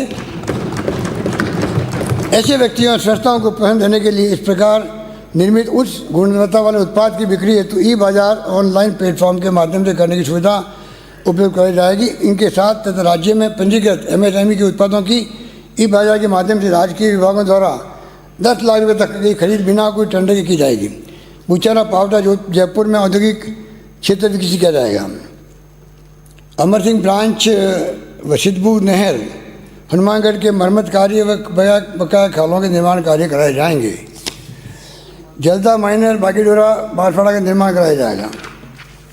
कल्याणपुरा लालसोट दोसा में मोरियल नदी पर एनीकट का निर्माण किया जाएगा। साथ ही खोरापाड़ा लालसोट दोसा में फ्लड कंट्रोल स्ट्रक्चर का निर्माण कराया जाएगा। डूंगरपुर में बिलुड़ा जेठाना सागवाड़ा क्षेत्र में पेयजल उपलब्ध कराने की दृष्टि से माई नदी पर एनीकट बनाया जाएगा। साथ ही बारी गामा कैनाल बागीडोरा बांसवाड़ा के नवीनीकरण एवं बांध निर्माण का कार्य कराया जाएगा। मेरे द्वारा वर्ष 19-20 में जल जीवन मिशन के अंतर्गत इसरदा बांध से दौसा तथा सवाईमाधोपुर जिलों को पेयजल उपलब्ध कराने की घोषणा की गई थी। परियोजना के स्टेट शेयर के लिए वित्तीय संस्था AFD के माध्यम से ऋण लेने की कार्रवाई प्रारंभ कर दी गई थी। यदि AFD से ऋण मिलने में समय लगा तो इस योजना की महत्वता को देखते हुए प्राथमिकता के आधार पर स्टेट फंड से स्टेट शेयर के लिए आवश्यक राशि उपलब्ध कराते हुए बिना कार्य विलंब कार्य प्रारंभ कराए जाएंगे। फलोदी जोधपुर में बारूद होलिया टेपू टेकरा राणेरी सेहड़ा मुडकिया पेयजल योजना शुरू की जाएगी। ठिकराज दोसा में एक्शन PhD कार्यालय खोला जाएगा। रावतवाड़ा बेगू चित्तौड़गढ़ में जल संसाधन विभाग के ईस्ट रेक्टर गेस्ट हाउस की मरम्मत पर जीर्णोद्धार कराया जाएगा। नगरीय विकास स्थानीय निकाय ढोल मेला तालाब 12 के 20 करोड़ की लागत से सुदृढ़ीकरण व सौंदर्यीकरण के कार्य किए जाएंगे। सवाईमाधोपुर में टाउन हॉल का निर्माण कराया जाएगा। जोधपुर में बालसमंद नागादड़ी ओवरफ्लो नाला, मंडोर से फूलबाग चतरा से बेरा तक नाले की मरम्मत एवं नवीन नाले का निर्माण किया जाएगा। फतेहपुर सीकरी में बरसाती नाले व गंदे पानी फतेहपुर सीकर में बरसाती पानी और गंदे नाले की निकासी से संबंधित कार्य कराए जाएंगे। पर्यटन कला व संस्कृति हमारे द्वारा वर्ष 2013 में प्रारंभ मुख्यमंत्री वृद्धजन तीर्थ यात्रा योजना के माध्यम से वर्तमान में 10,000 वृद्धजनों को प्रमुख तीर्थ स्थलों की यात्रा कराई जाती है। इसका विस्तार करते हुए आगामी वर्ष से प्रतिवर्ष 20,000 पात्र वृद्धजनों को इस योजना का लाभ दिया जाएगा। प्रदेश में पर्यटन को बढ़ावा देने की दृष्टि से विभिन्न जिलों में बनाई गई हवाई पट्टियों का उपयोग करते हुए निजी सहभागिता से रीजनल कनेक्टिविटी फ्लाइंग क्लब तथा विमानन सेवाओं का व्यापक प्रचलन किया जाएगा प्रस्तावित है। उल्कापिंड निर्मित जुरासिक कालीन रामगढ़ क्रेटर 12 देश के 3 क्रेटरों में से एक है जो कि विश्व भू विरासत है। साथ ही यहाँ पर 10वीं शताब्दी के खजुराहो शैली के विभिन्न मंदिर भी है। इस स्थल को जीर्णोद्धार एवं अन्य आधारभूत कार्य कराकर इसे जीरो हेरिटेज पर्यटन स्थल के रूप में विकसित किया जाएगा। कलाओं को प्रोत्साहन देने के लिए राजस्थान स्कूल ऑफ आर्ट्स में आवश्यक पदों का सृजन करते हुए आधारभूत सुविधाओं के सुदृढ़ीकरण हेतु 5 करोड़ रुपये का प्रावधान प्रस्तावित है। राज्य के अलवर, बूंदी, बारां, चित्तौड़गढ़, भरतपुर स्थित राजकीय संग्रहालयों को डिजिटल संग्रहालय के रूप में विकसित किए जाएंगे। श्री गलता जी तीर्थ जयपुर को धार्मिक पर्यटन सर्किट में शामिल किया जाएगा। साथ ही मनसा माता मंदिर उदयपुर वाटी झुंझुनू को शेखावटी पर्यटन सर्किट में शामिल किया जाएगा। चाकसू जयपुर में उप जिला परिवहन कार्यालय खोला जाएगा। बनियारा जैसलमेर, चौथ का बरवाड़ा सवाईमाधोपुर, सेपो बछेड़ी, धौलपुर भोपाल के जोधपुर, उज्जैन भरतपुर, आनंदपुरी बागीडोरा, बांसवाड़ा में सिविल न्यायाधीश एवं न्यायिक मजिस्ट्रेट न्यायालय खोले जाएंगे। बिच्छीवाड़ा डूंगरपुर में ACJJM कोर्ट खोला जाएगा। साथ ही अतिरिक्त जिला एवं सेशन न्यायालय camp court Kuchaman city Nagaur, अपर जिला एवं सेशन न्यायालय 3 संख्या 2 शिविर बेगू चित्तौड़गढ़ को स्थायी किया जाएगा। निवाई टोंक व नगर भरतपुर में अपर जिला एवं सेशन न्यायालय खोले जाएंगे। भ्रष्टाचार के विरुद्ध जीरो टॉलरेंस की नीति के प्रभावी इम्प्लीमेंटेशन हेतु ACB द्वारा आमजन को टोल फ्री हेल्पलाइन नंबर 1064 एवं व्हाट्सएप हेल्पलाइन नंबर 9413502834 पर भ्रष्ट लोक सेवकों के खिलाफ शिकायत करने की सुविधा उपलब्ध कराई गई है। पिछले 2 वर्षों में ACB ने सराहनीय कार्य करते हुए छोटे से लेकर बड़े भ्रष्ट राज सेवकों के विरुद्ध कार्रवाई की गई है। अक्सर परिवार की कमजोर आर्थिक स्थिति के कारण भ्रष्टाचारियों के विरुद्ध ट्रैप कार्रवाई सफल नहीं पाती। इसके लिए ACB की ट्रैप कार्रवाइयों में परिवादियों को पूर्ण सहयोग देने के लिए दृष्टि से 1 करोड़ रुपये के रिवॉल्विंग फंड की स्थापना नियम बनाकर की जाएगी। प्रदेश में महिलाओं एवं बच्चों के खिलाफ अपराधों की प्राथमिकता जांच कर प्रभावी कार्रवाई सुनिश्चित करने के लिए महिला थानों, anti human trafficking units STU एवं special investigation unit for crime against women को एक अम्ब्रेला में लाते हुए वर्तमान में सर्जित डिप्टी SP पद को क्रमोन्नत करते हुए एडिशनल SP पद के अधीन किया जाएगा। देश के अन्य भागों के साथ साथ प्रदेश में multi state credit cooperative society यथा आदर्श क्रेडिट कोऑपरेटिव सोसाइटी, संजीवनी सोसाइटी आदि द्वारा किए गए घोटालों से लाखों जमाकर्ताओं को अपनी गाड़ी कमाई से हाथ धोना पड़ा है। इन घोटालों से डिपोजिटर्स को कोई नुकसान को दृष्टिगत रखते हुए माननीय उच्च न्यायालय से परामर्श कर हमारी सरकार द्वारा शिकायतों के निस्तारण के लिए 33 डिजिग्नेटेड कोर्ट का गठन किया गया है। FIR दर्ज कर कड़ी कार्रवाई की जा रही है एवं सक्षम प्राधिकारी नियुक्त किए गए हैं। अभी भी केंद्रीय रजिस्ट्रार से स्वीकृत 74 ऐसी सोसाइटी कार्यरत है, जो कि हमारे लिए चिंता का कारण है। भविष्य में ऐसे घोटालों अनियमितताओं की पुनरावृत्ति की रोकथाम के लिए रजिस्ट्रार कोऑपरेटिव के अधीन सहकारिता लॉ तथा पुलिस के अधिकारियों को सम्मिलित करते हुए विजिलेंस अथॉरिटी का गठन किया जाएगा। इस अथॉरिटी के माध्यम से वर्ष में दो बार इन क्रेडिट सोसाइटियों एवं उनकी बुक्स ऑफ अकाउंट का इंस्पेक्शन करवाया जाना प्रस्तावित करता हूँ। प्रदेश में आपराधिक प्रकरणों के समयबद्ध एवं प्रभावी अनुसंधान हेतु वर्तमान में सर्जित सहायक उप निरीक्षक के 6,323 पदों को कांस्टेबल पदों में क्रमोन्नयन से बढ़ाकर 10,000 किया जाना प्रस्तावित करता हूँ। उनियारा, टोंक व रायथल, बूंदी में नवीन पुलिस चौकियाँ खोली जाएगी। साथ ही बिरानी हनुमानगढ़ पुलिस थाने को CI स्तर थाने में क्रमबद्ध किया जाएगा।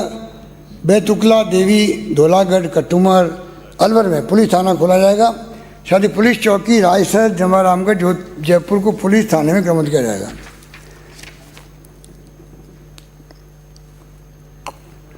राजस्व देशनोक, बीकानेर, बड़ौदा, बिलाड़ा, गुड़ा, विष्णैया, लूणी, जोधपुर, बाटाडू, बायतू, बाड़मेर, डूंगराना, भादरा, हनुमानगढ़, ताला, जमारामगढ़, जयपुर में उप तहसील कार्यालय खोले जाएंगे।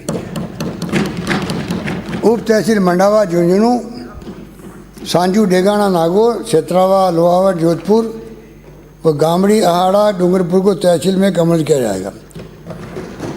साथ ही नोखड़ा, गुड़ामालनी, बाड़मेर को तहसील बनाई जाएगी। आबू रोड, शिरोई, मंडावर, दौसा, उच्चैन, नदवई, भरतपुर व पावटा, विराटनगर, जयपुर में उपखंड कार्यालय खोले जाएंगे।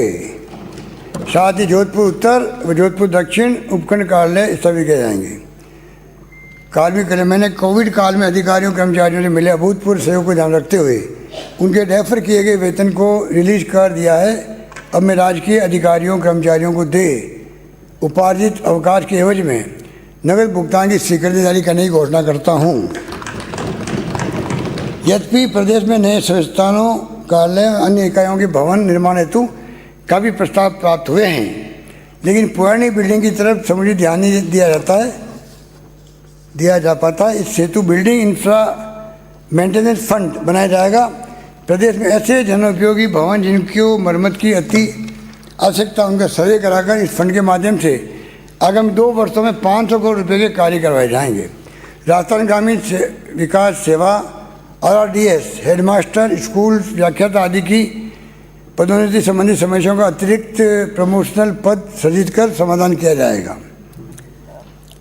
राजस्थान ग्रामीण विकास सेवा RRDS, हेडमास्टर, स्कूल व्याख्याता आदि की पदोन्नति संबंधी समस्याओं का अतिरिक्त प्रमोशनल पद सृजित कर समाधान किया जाएगा। इसी प्रकार प्रदेश के विभिन्न कर्मचारी व अधिकारी संगठनों यथा पटवारी, मंत्रालय, कांस्टेबल इत्यादि की मांगों का अन्य राज्यों में प्रचलित व्यवस्थाओं से तुलनात्मक अध्ययन व विश्लेषण कर अनुसंधान करने हेतु उच्च स्तरीय समिति का निर्णय किया जाएगा। हमारे द्वारा प्रदेश में EWS आरक्षण की पात्रता का सरलीकरण करते हुए आज की सीमा 8 लाख रुपये वार्षिक की गई थी तथा संपत्ति आधारित शर्तों को हटा दिया गया था। अब मैं EWS आरक्षण में भी अन्य वर्गों के समान आयु सीमा व फीस में छूट प्रदान करने की घोषणा करता हूँ। प्रदेश के विभिन्न विभागों में कार्यरत मानदेय कर्मियों यथा आंगनबाड़ी कार्यकर्ता, सहायिका, आशा सहयोगी, प्रेरक, मिड डे मील कुक कम हेल्पर, लांगरी, ग्राम रोजगार सहायक, ग्राम पंचायत सहायक, शिक्षाकर्मी, पैराटीचर आदि व रक्षकों कर्मियों द्वारा राजस्व में सेवा दी जा रही है। कोरोना काल में भी इन कार्मिकों ने विशेष योगदान दिया, इसलिए आगामी 1 अप्रैल से इन मानदेय कर्मियों व रक्षकों कर्मियों के मानदेय में 10% की वृद्धि की जाएगी। चिकित्सा, स्वास्थ्य, पुलिस, जेल, सफाई व्यवस्था आदि से जुड़े कोरोना वायरस की चिकित्सा, स्वास्थ्य, पुलिस, जेल, सफाई व्यवस्था आदि से जुड़े कोरोना वायरस कोरोना के मृत्यु होने पर एक्स के रूप में 50 लाख रुपये राशि देने का प्रावधान है। कोरोना काल के दौरान राशन डीलर वो पत्रकारों ने भी महत्वपूर्ण योगदान दिया। अतः मैं कोरोना काल के प्रारंभ से ही राशन डीलर व पत्रकारों को भी ऐसी राशि दिए जाने की घोषणा करता हूँ। आबकारी विभाग से संबंधित बकाया मांग व विवादित न्यायिक प्रकरणों में व्यापारियों को राहत देने हेतु 1 अप्रैल 21 से 30 जून 21 तक आबकारी एमनेस्टी योजना 2021 लाने की घोषणा करता हूँ कि 31 मार्च 14 तक के बकाया प्रकरणों में शनिवार मूल राशि में आंशिक ब्याज में पूर्ण छूट तथा 1 अप्रैल 14 से 31 मार्च 20 तक के सभी बकाया प्रकरणों में ब्याज पर पूर्ण छूट दी जाएगी। कोविड-19 से प्रभावित बस व्यवसायों को राहत देने के लिए कॉन्ट्रैक्ट एवं स्टेट कैरियर बसों को राज्य परिवहन प्राधिकरण स्टेट ट्रांसपोर्ट अथॉरिटी द्वारा निर्धारित शर्तों एवं शुल्क के अधीन सामान्य व्यापारिक माल के परिवहन की अनुमति देने की घोषणा करता हूँ।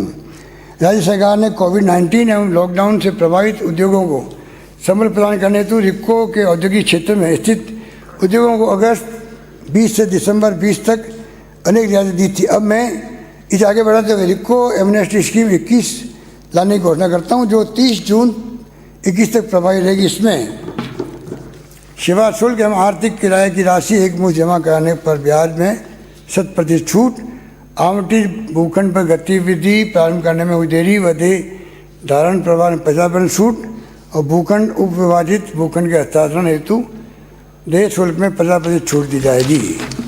माननीय अध्यक्ष महोदय, इन्हीं शब्दों के साथ में मैं पुनः एक बार सबका हार्दिक स्वागत करता हूँ, धन्यवाद करता हूँ।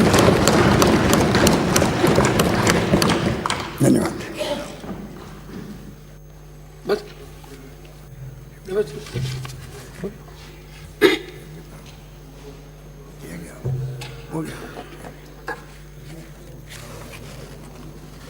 मुख्यमंत्री आपने देखा, मुख्यमंत्री अशोक गहलोत ने चर्चा पर जवाब दिया। ठीक है, इसके हुए मायने हैं। तो कुछ एमएलए की इच्छा थी कि कुछ एमएलए का फंड भी बनाएंगे, मतलब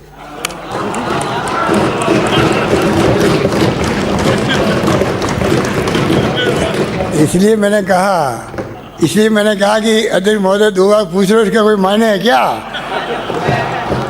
क्यों मैं अध्यक्ष महोदय को 30 साल किया, 40 साल जानता हूँ, 40 साल से। तो मैं जानता हूँ कि इनकी बॉडी लैंग्वेज, इनकी मुस्कुराहट, इनके फरमान, इनके मैसेज क्या होते हैं, मैं समझ गया। इसलिए मैं वापस खड़ा हुआ हूँ। और आप बता दीजिए क्या करना, मुझे बता दीजिए, मैं वो घोषणा कर दूँगा।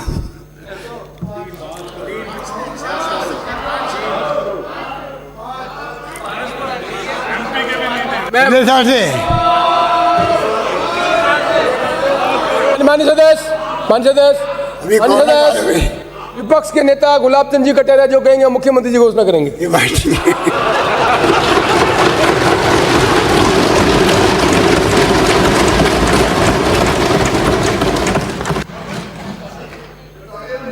कर रहे हैं, अगर आपको तो मैं कह दूं, आप बुलाओ। मैं निवेदन करूंगा सदन के नेता से, माने सभी विधायकों की मंशा है, इस महंगाई के अंदर विधायक विकास कोष की राशि थोड़ी छोटी पड़ती जा रही है। ये राशि विकास के काम में आती है।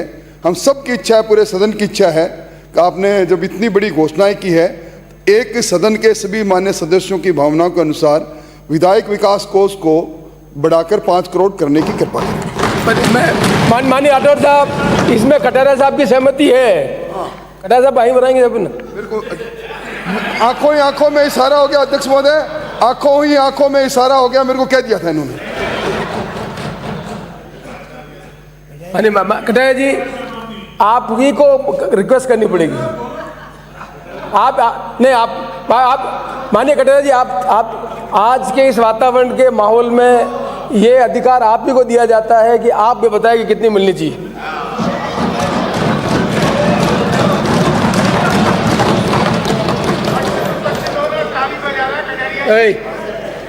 क्या है कि मैं भी विधायक भी हूं और सबके साथ हूं, सबकी राय में मेरी राय भी है, और मैं सोचता हूं जब सब चाहते हैं 5 करोड़ तो जरूर करें।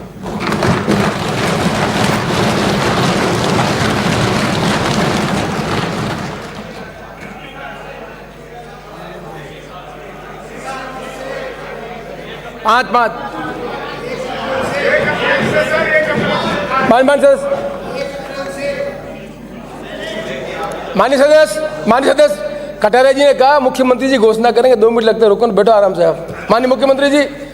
महोदय, कोरोना के जो हालात बने हुए हैं, केंद्र सरकार, राजेंद्र जी तो 5 करोड़ मांग रहे स्टेट गवर्नमेंट से। 5 करोड़ केंद्र सरकार ने एमपी फंड भी रोक रखे हैं 2 साल से, तो व्यवहारिक नहीं है। माननीय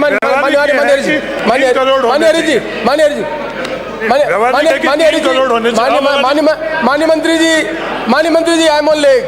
माननीय मंत्री जी, आपकी भावना बहुत अच्छी है।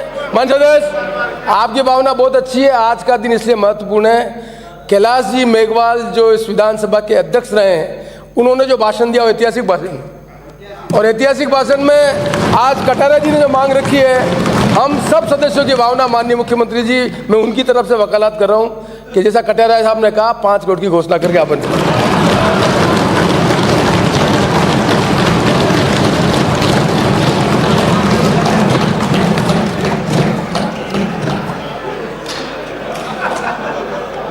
अध्यक्ष महोदय, जब अधिकार मैंने आपको दिया, आपने उनको ट्रांसफर अधिकार कर दिया, तो मैं अभी क्या बोल सकता हूँ? जो आपका आदेश है वो पूरा होगा। धन्यवाद। माननीय सदस्य, मुख्यमंत्री जी का इतना लंबा भाषण, आपका धैर्य, मेघवाल साहब का भाषण और कटारिया साहब की रिक्वेस्ट माननीय मुख्यमंत्री जी ने मानी। मैं मुख्यमंत्री जी आपका बहुत बहुत आभार व्यक्त करता हूं, और मैं समझता हूं कि आपके नेतृत्व में सदन की गरिमा बनी रहेगी और हम सब मिलकर राजस्थान की अच्छी सेवा कर सकेंगे, जैसा आपने कोरोना में किया। राजस्थान वित्त विधेयक 2021, प्रश्न ये कि राजस्थान वित्त विधेयक 2021 को पारित किया जाए। जो पक्ष में वहां गए, जो विपक्ष में ना गए।